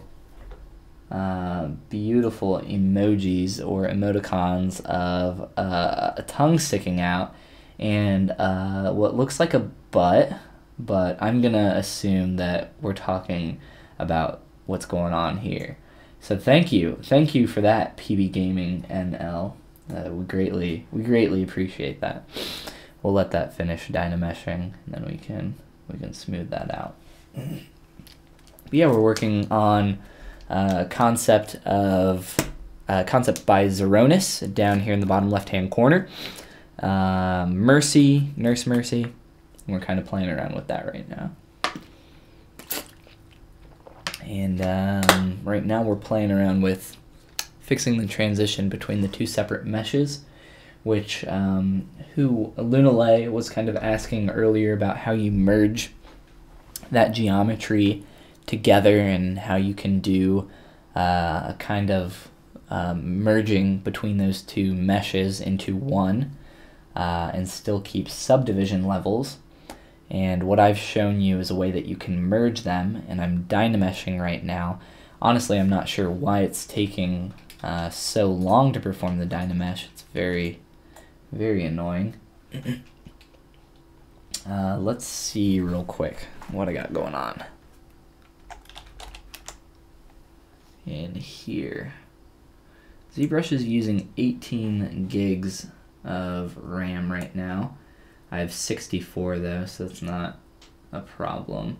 I'm not sure, just idly it's using 18 gigs of RAM, so it has something going on. So I'm probably just going to restart ZBrush here just so that we can do most of our stuff a little bit quicker. I'm also going to paint that up real quick, especially around the edges. And then we can kind of clean that up with a quick smooth. And then I think I'll do a save. And you can see how that transition already looks much better through there. And this is something subtle, you know, it's under the chin, it's not seen very well, but it's always important to pay attention to these kinds of things. You don't want geometry to just look like it's going directly into the other geo and not making really any sense at all. So I think I'm gonna avoid doing some projection on this unless if me restarting ZBrush has a very good effect, but we will see here. So I'm just gonna save this real quick, and we'll just go ahead and kill ZBrush, and then we'll reopen it back up. And hopefully we won't be using 18 gigs of RAM right off the bat. I'm gonna guess not. If you remember earlier, we had that little glitch, that little mosaic glitch, which is what I refer to it as. I think that might have been causing some issues there.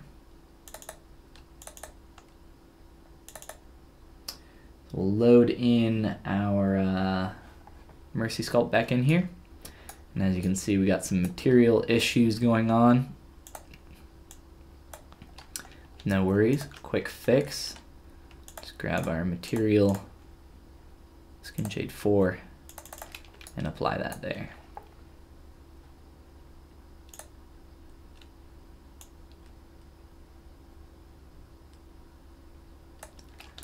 All right. Can focus on making a few more changes here. Again, still not happy with the lips that we have currently. So I'll be taking a second, third, fourth, whatever number we're on pass at those. But yeah, I think she's starting to look good. I obviously did a lot of this work off of stream, so you guys didn't get to see the entire process. But that would have taken quite a bit longer, honestly. I always work slower when I'm attempting to talk or explain things and get questions or emoticons of butts being licked.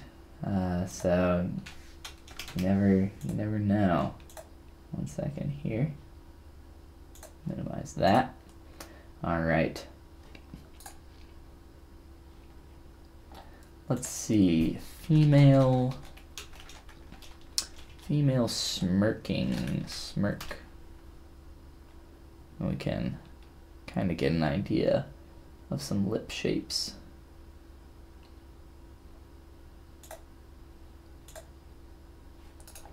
Off on the side. I still want to make a few more changes here to some of this.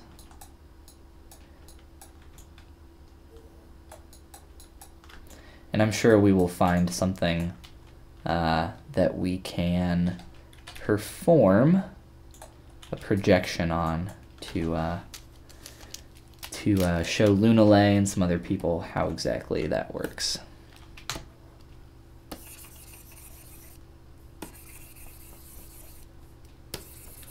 Just trying to blend that color a little bit better.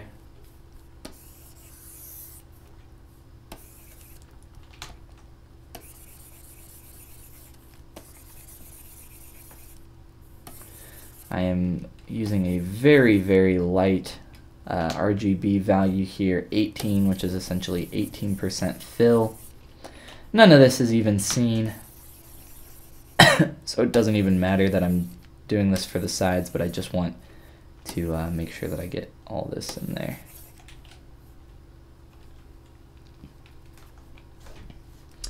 And we can keep playing with what we got going on. Whew. My throat is dying.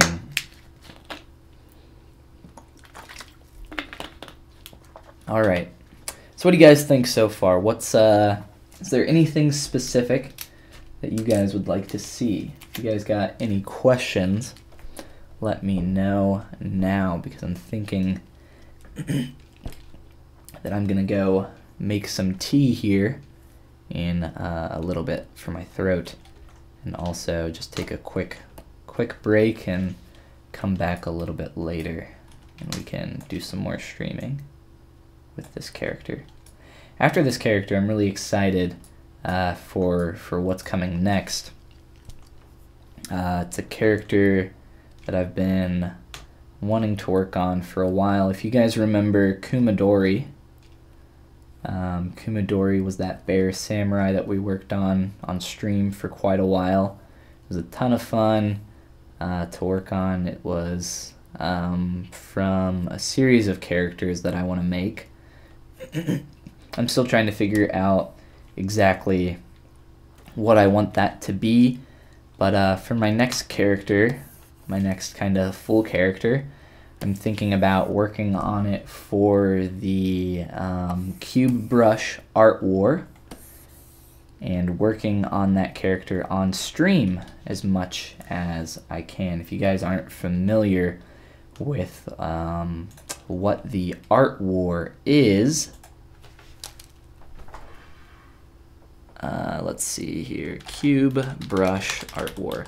ZBrush is an artist by the name of Mark Brunet. He used to work for Blizzard. Now he has his own website, which is just ZBrush, ZBrush.com.co maybe. It's a website where you can, originally it started out as just kind of a hub for artists, a place for a forum essentially, and a place to post artwork. It was essentially the ArtStation before ArtStation, but it didn't last very long, and to be honest, it wasn't extremely popular. But now the current ZBrush is much more popular, and it's a store for artists to sell their artwork or tools or whatever they have and whatever they want to sell there. It's similar to sites like Gumroad, which is what I use to sell some stuff here. I don't personally have a ZBrush account right now, or I'm sorry, a ZBrush selling account. I do have a ZBrush account, but I do not sell any of my stuff on ZBrush.com or co, whatever it is. But yes, it's he's doing quite well for himself now, and Mark Brunet was personally a huge inspiration for me when I was starting out and getting into art, and I'm a huge fan of his, and he's helped me out a lot. But yes, the Art War happened for the first time last year. I did not participate. The second one is happening right now this year. I believe it ends in 49 days. Yes, 49 days.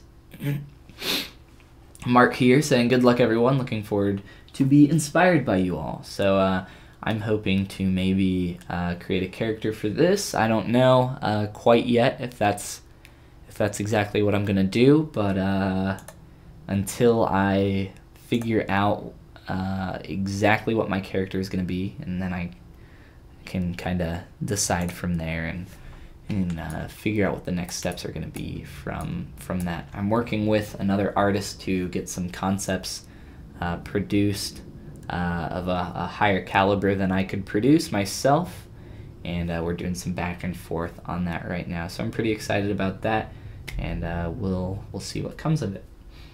Yuppie, hey, how you doing? Welcome back to the stream. It's definitely been a while. It's been a couple weeks. Any plans for making a new Nintendo character? Last one I saw was Toadette. That's correct. The last Nintendo character I did was Toadette, and then I did a little Wario sketch before that. So here's my Toadette. I had a ton of fun working on this. I did even an amiibo stand for it. It was a really good time just working on this character. I love all things Nintendo.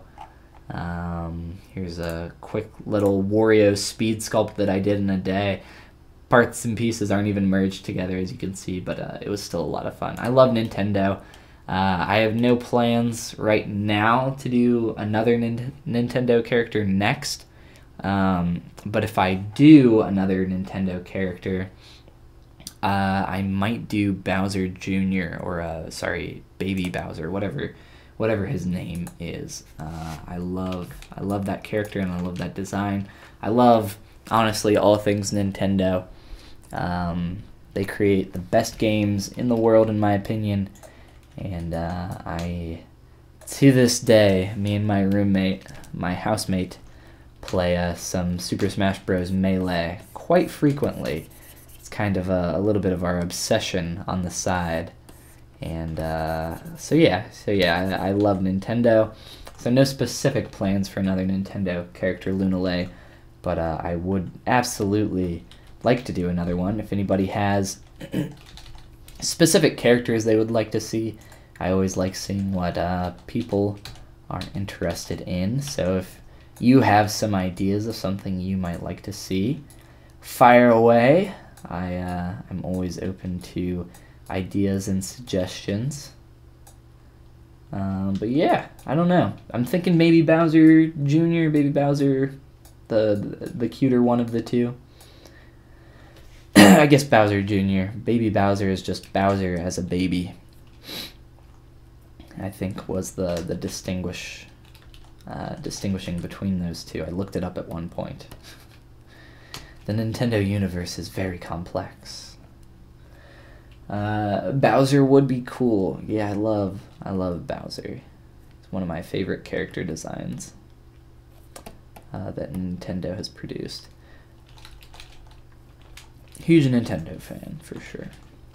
I'm ashamed to say that I only own 3 amiibos. I wish I had more, but I can't really just afford to go out and buy 100 amiibos right now. So we are holding off on the amiibo onslaught that will eventually take place. I would like to eventually have them all. Gotta catch them all.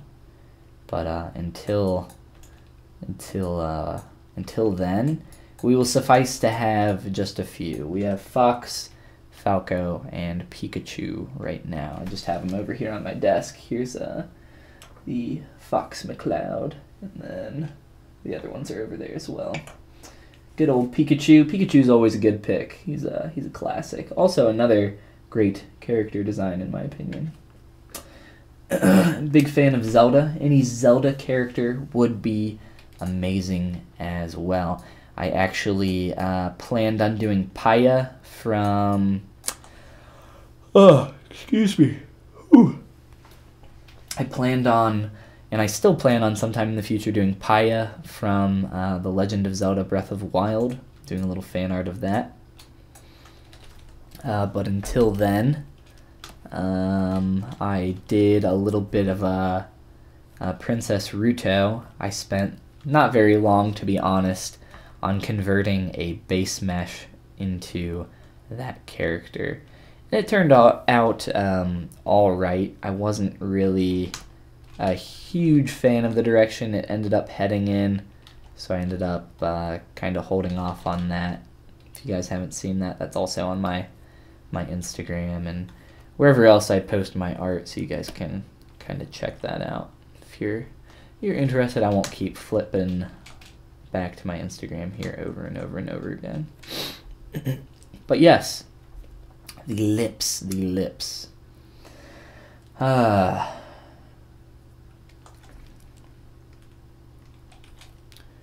What do I want to do with these lips? It's a great question.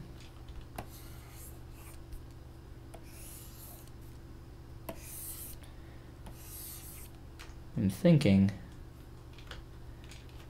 that adding a little bit of lilt or tilt, whatever you want to call it, so these would be a good idea. Step on down, lowest subdiv. Not a huge fan of the 3D gizmo. I'm gonna use my transpose tool.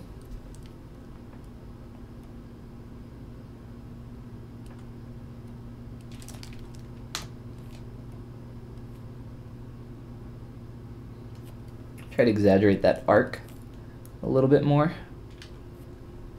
So pulling down in the center with a large move brush, just gently. Trying to shift the lips over. Honestly, if anything, the thing that I dislike the most is the angle of the head. I think I want the head to tilt the other way a little bit more, just to kind of counterpasta the angle of the shoulders, just to add a little bit more purpose to that.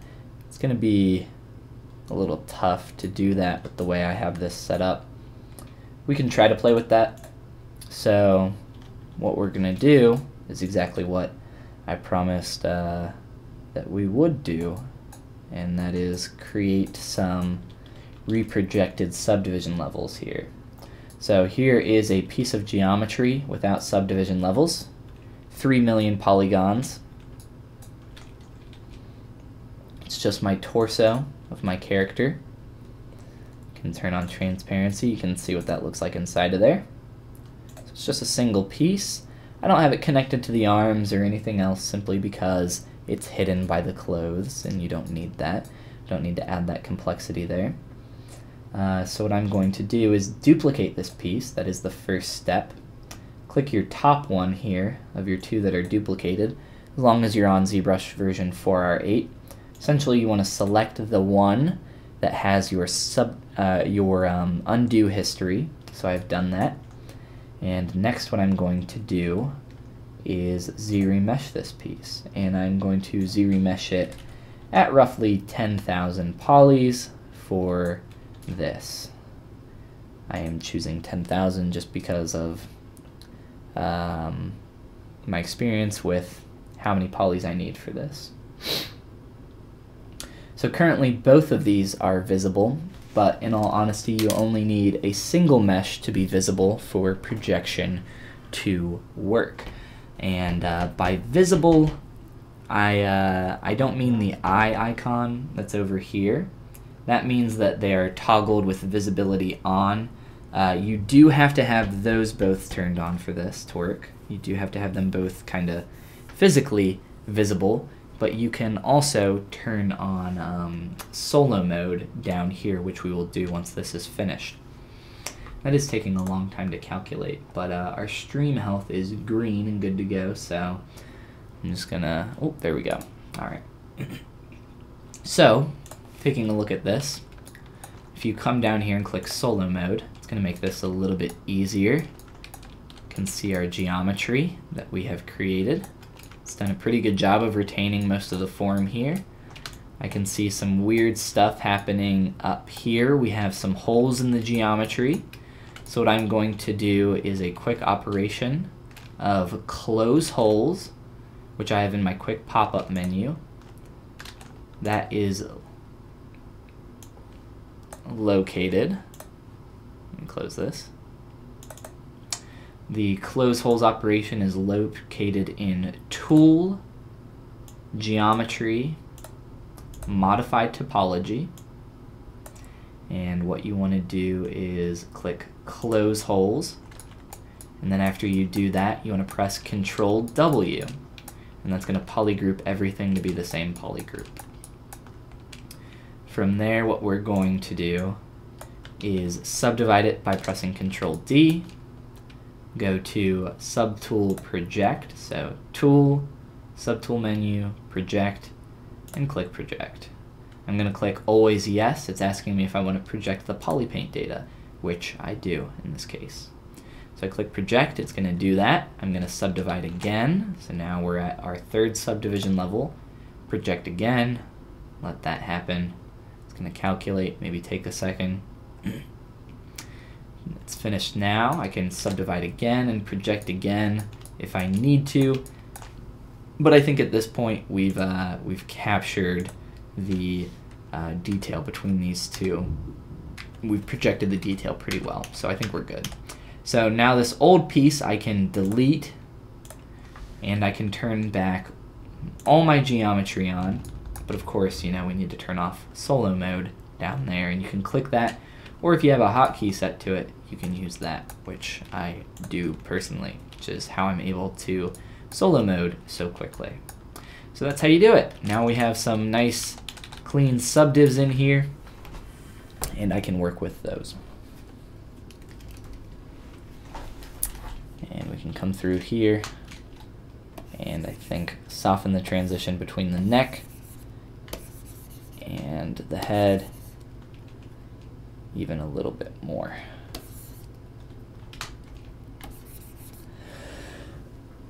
Excuse me.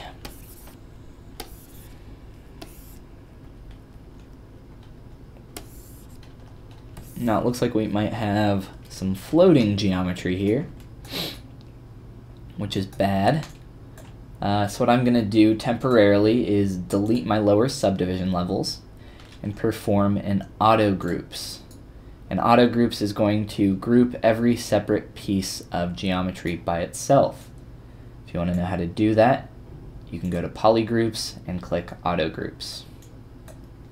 After that, I'm just going to select this yellow mesh since it's my main mesh.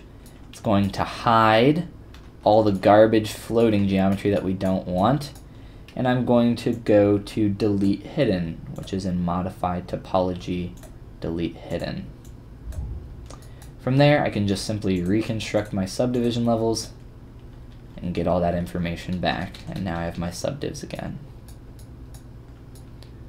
And just like that, we are good to maybe start messing with the tilt of our head a little bit. Rohit RBD, welcome to the stream, says hello, big fan here. I didn't know I had any fans, so I appreciate that. Thank you. Welcome to the stream. No, I'm kidding, but yes, thank you very much. I appreciate it.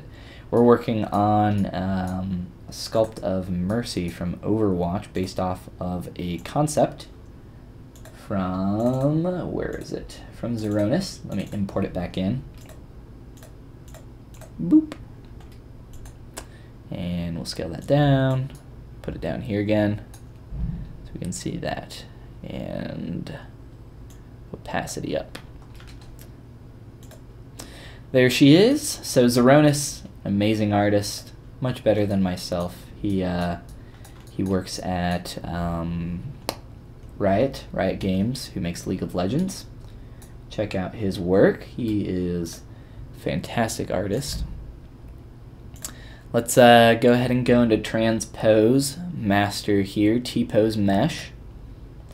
It's going to take all of my subtools, combine them all into a single mesh here, and then I'm going to be able to kind of tweak this a little bit. You are my motivation, man. I want to sculpt like you in the future. Well, thank you. That means a lot. I appreciate that. I'm glad I could motivate you even a little bit. I am super big on kind of self-motivation. I believe that personally motivation is internal, you know. I think motivation has to come internally from yourself, and inspiration you can pull from other people or outside sources and use that. But it's definitely hard to stay motivated, and for you to say that I help motivate you, that means a lot. Thank you. I appreciate that. I hope you don't want to sculpt like me in the future. I hope you want to sculpt better than me in the future, because I am definitely striving to be better every day as well. So I would hope that, you know, that you're doing the same, and that one day you will definitely be better than me. I can guarantee it. But you know, you just gotta strive to be better every day. Strive to improve, and that's definitely what I'm trying to do here with this sculpt. A little bit of some fan art, some fun before we jump in on our next character, but we can try our best here to do some stuff. So I'm just going to press Control W. That's going to polygroup everything. And then I'm going to polygroup just the chest so that I can select this by itself easily. And then get back the other stuff really quick. I'm just going to mask this off just like that. And then mask off the head. Now, of course, I could just control click to mask everything. That inverts mask and unmasked stuff, but occasionally it will flip what is unmasked on the stuff that's hidden. So just to be safe, I always do it like that when I'm using transpose master. All right. Let's try to rotate this a bit. See what we can do.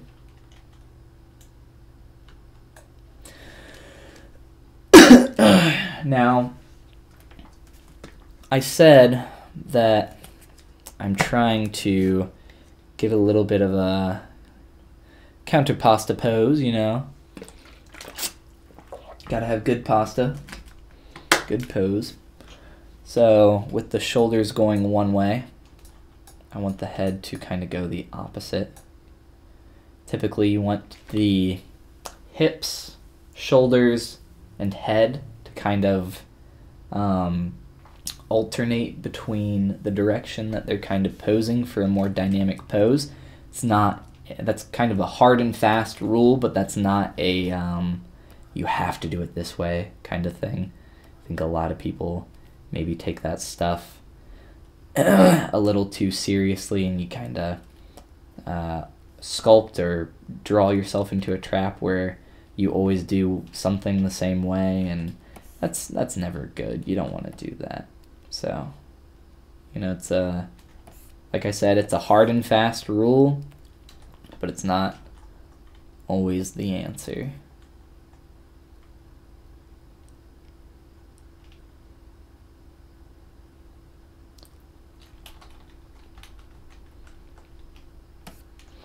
I'm thinking I might tilt the shoulders the other way instead of doing the head.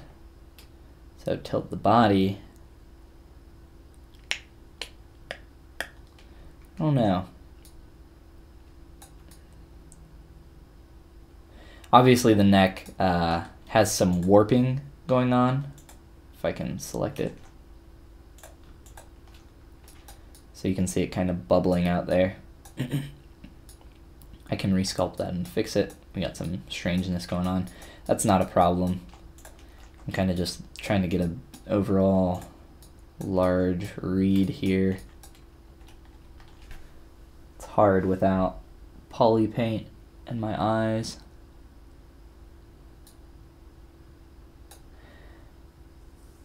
Yeah, I don't know. What do you guys think? Keep the head tilted the other way, or keep kind of playing with it this direction? We can try this way for a little bit and even do a quick repose here. Is that still, I need to get back to where that's masked. Okay. So now what I'm gonna do is flip that,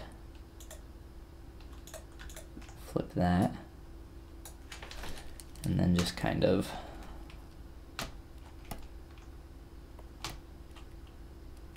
help tweak the neck to look a little bit more natural.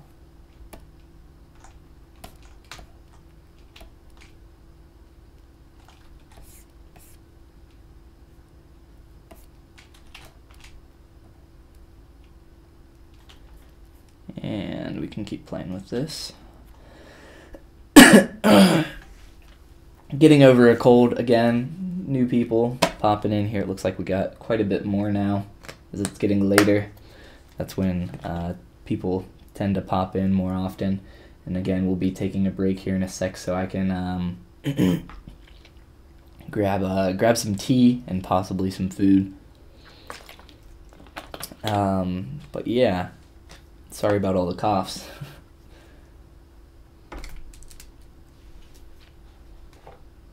Rohit says, when I started ZBrush, I used to watch different tutorials and I worked with a single subtool for whole model that made my workflow hard. Beginner problems. Yeah, that does sound tough. It's definitely a beginner kind of idea of working with things.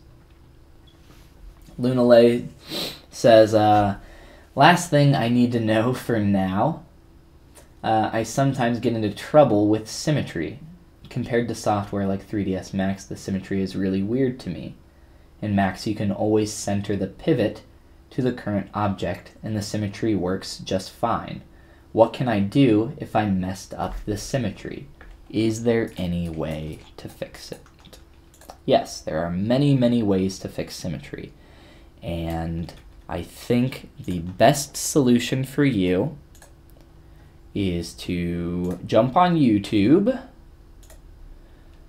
Google or search Follygon, go to playlists, and go to How to ZBrush. Honestly, I would recommend that you watch all of these videos, but I don't think that's necessary. Maybe, since you know how to use ZBrush at least a little bit. And then go down to part 12 and watch this 4-minute long video that is about symmetry. And this video goes over all the methods for using symmetry, as well as the methods for getting your symmetry back if you mess it up, as you say. Very quickly, a few of those ways that you can get your symmetry back very, very quickly here. If you sculpt, oh no, my symmetry's messed up, you can simply mirror and weld your geometry. Mirror and weld is found under Modify Topology, which is down here. Most of the important stuff in ZBrush is found under Modify Topology. If you're working in ZBrush and the stuff on the right side of your model is the stuff that you want to mirror and weld, but you can't. Well, that's unfortunate. So the way you can fix that is go into Deformation, click Mirror, and then Mirror and Weld, and that'll fix that. There's a few other ways to correct a lot of this stuff. There's the Subtool Master Mirror. There's the Mirror and the Deformation palette. There's a lot of different tools and techniques for that kind of thing, and I won't go over them all now, which is why I recommended this video, How to ZBrush, as well as this entire series. I think is a really good place for if you have some of those beginner questions. Check that out, and hopefully it answers a lot of your questions. But yeah, I'll keep going here on this character. And if you have any questions that aren't in there, let me know, and maybe that can be a good idea for a future video. Rohit says, after watching your videos, now I work with different subtools. Well, that's very good. I'm glad to hear that. Glad I could instigate some changes for different parts. Yes. Mirror and weld maybe, says Sniffle04. Sniffle. I was doing a lot of sniffling these past couple weeks, but now the congestion has subsided and the throat has taken on the brunt of the Black Plague, as I'm going to call it for now. Alright. So we're kind of playing with this pose with the head. You can now see that we have a little bit more of a counter pose here between the head and the shoulders. A little bit more dynamic. If we can maybe try to get an opposite tilt in the hips. We got some strange geometry differences down here, though. That was a little strange. We're getting some different geometry levels here in resolution, so it's going to be needing some manual tweaking most likely if I make this change, but I can try to do a little thinking about where her hips would be, because of course bones are not flexible, right? I can't really flex my forearm. I can twist it. That's a little bit of a different thing, combination between two bones. Can't flex any bones, but I'm trying to think where the hip pivot point here would be. So this is her belly button, roughly, and her hips are here, so of course she could have a little bit of tilt in that area. You can do it yourself. That's how I tend to solve these problems. Can I make that movement? It's a rather simple question that will yield some valuable answers for you. And then we can tweak some of this bit as well.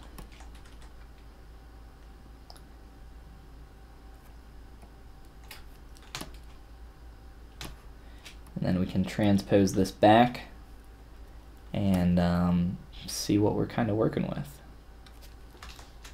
So now we have a nicer, now we have a nicer S-curve kind of running through this. So 1, 2, 3, a little bit like that.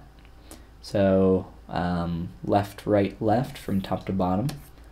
So now all we're going to do is click T-pose and let that all kind of go back through our subtools and make those changes. I'll also have to reapply some materials here as well. Lunalay says that doesn't work sometimes. I'm not sure what that is, but if I have a hand, for example, I append a tool, formed a hand out of it, positioned it by moving it to the correct position, and if I use mirror and weld, then it positions it always at the wrong place. So watch that video. It'll explain some information on how mirror and weld works. Mirror and weld, depending on what symmetrical axis you're using with mirror and weld. In the mirror and weld option on the button, it has a very tiny X, Y, Z. Make sure you're choosing the correct one for your axis that you're trying to mirror across. Also make sure that it's going from the positive side to the negative side, which is why I showed that example of me sculpting on the right side. For the X axis, the left side is the positive side of the geometry. Mirror and weld doesn't work with subdivision levels. So if you're attempting to mirror something with subdivision levels, that is also why I showed you the example of Subtool Master. Not only will Subtool Master ask you which axis you want to mirror across, it will intelligently know which one you're attempting to do. It can merge those two pieces into one subtool. It can split them up if you want to do that. It can also retain subdivision levels, so maybe that's the option that you want to try.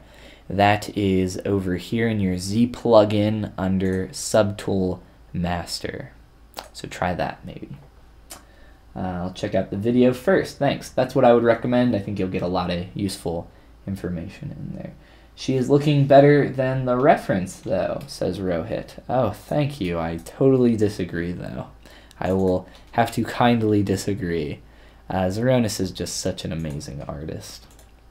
He's incredible, and I'm not following his style to a T. This is more of a, you know, a 3D representation of a little bit more my style of character. I used my personal base mesh to create this, so that's one of the reasons why. It's one of the major reasons. But yes, I think I actually do like the pose changes that we've made here. Might have exaggerated the hips a little bit much, but I think it's fine. I think we'll be okay. Let's see here.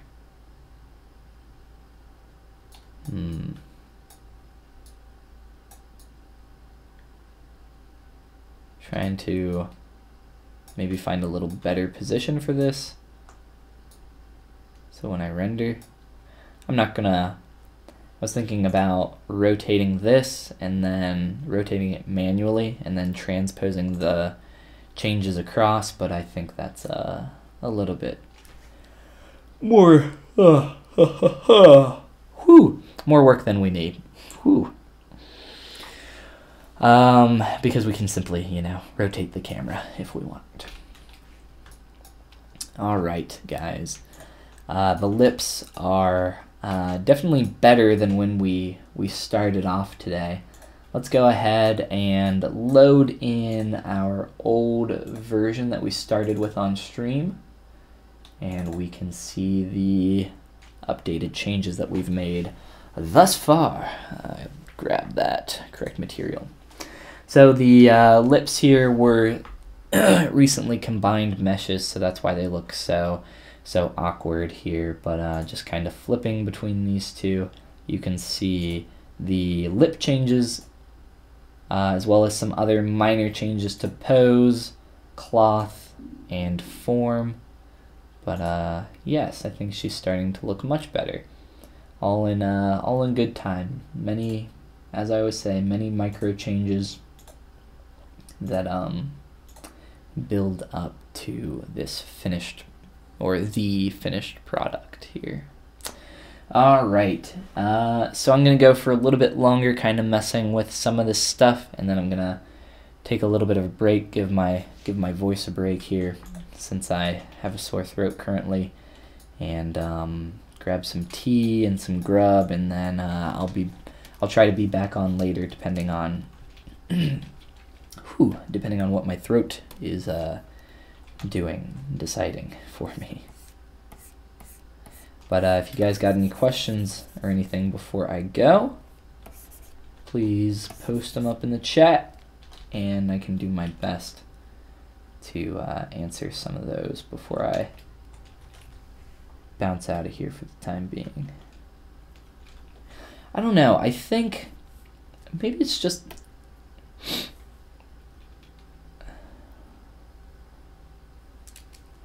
I like the sculpted form more than the painted form, so that tells me that there's a problem with my paint. I don't like my paint.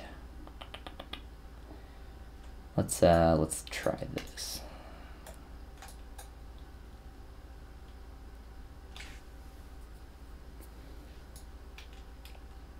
So I'm just grabbing this by itself and doing an RGB fill object at roughly 10% RGB.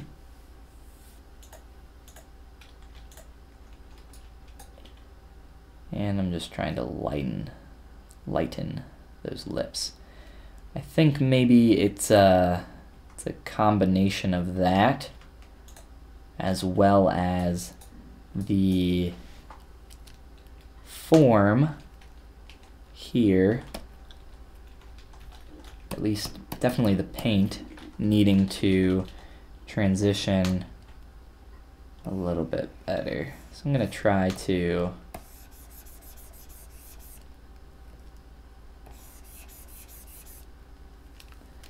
just try to clean this up a little bit.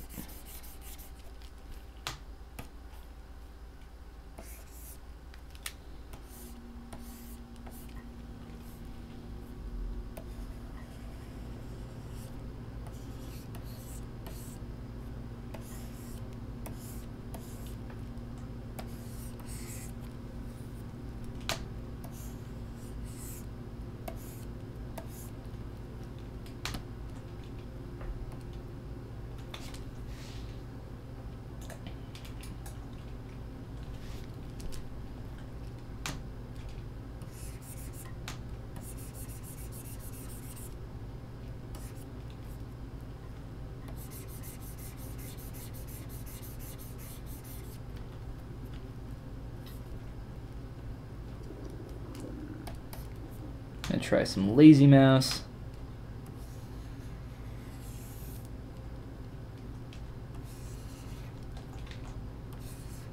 Really try to straighten that out a bit.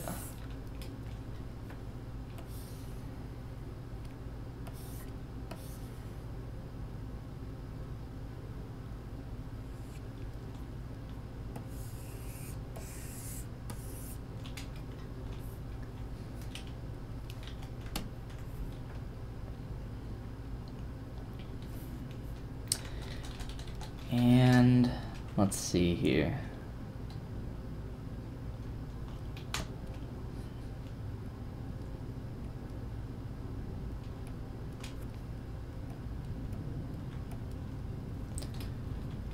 Try to purse that a little bit more.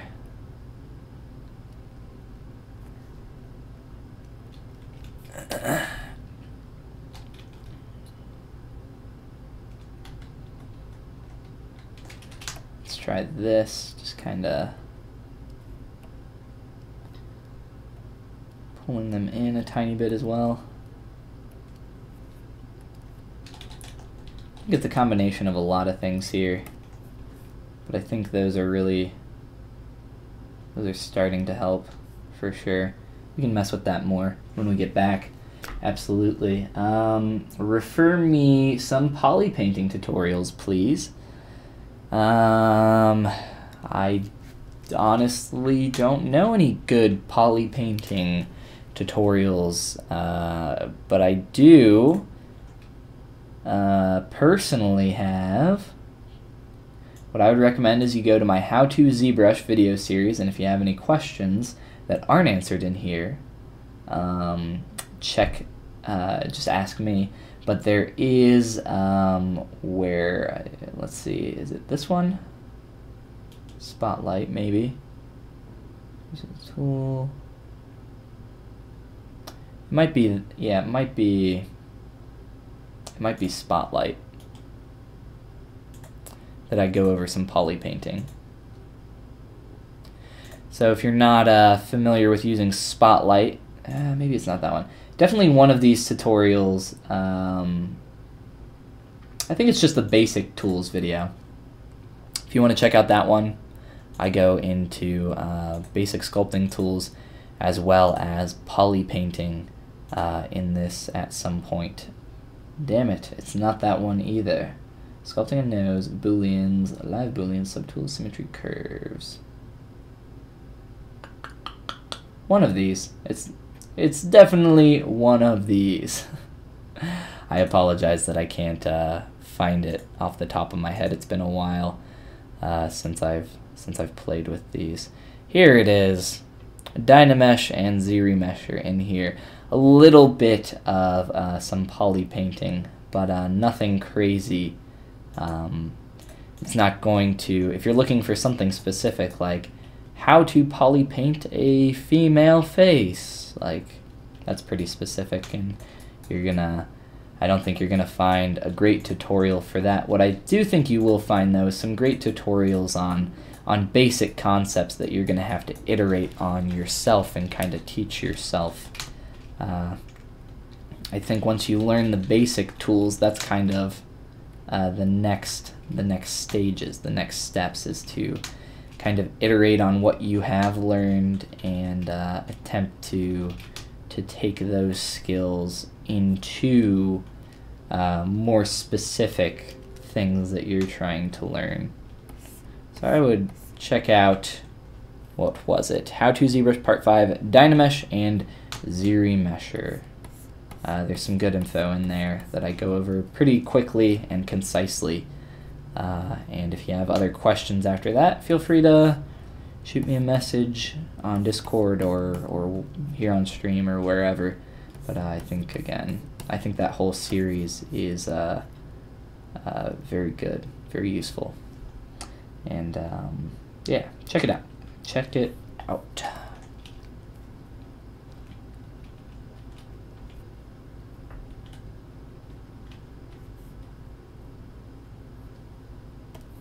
I'm going to check out the sculptural form here real quick now that I've made those changes.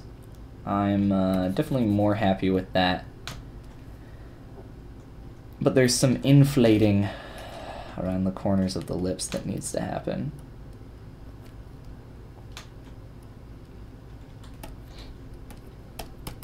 More so for this bottom lip than for the top.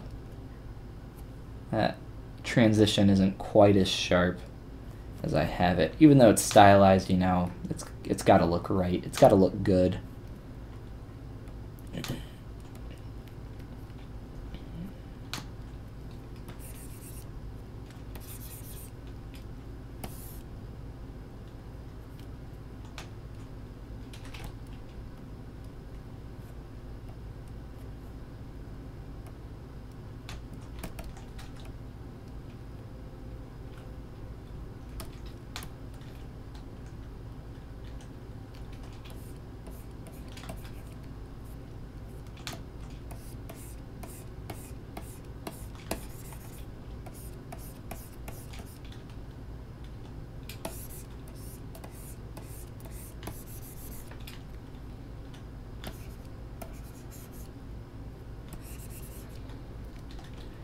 Alright.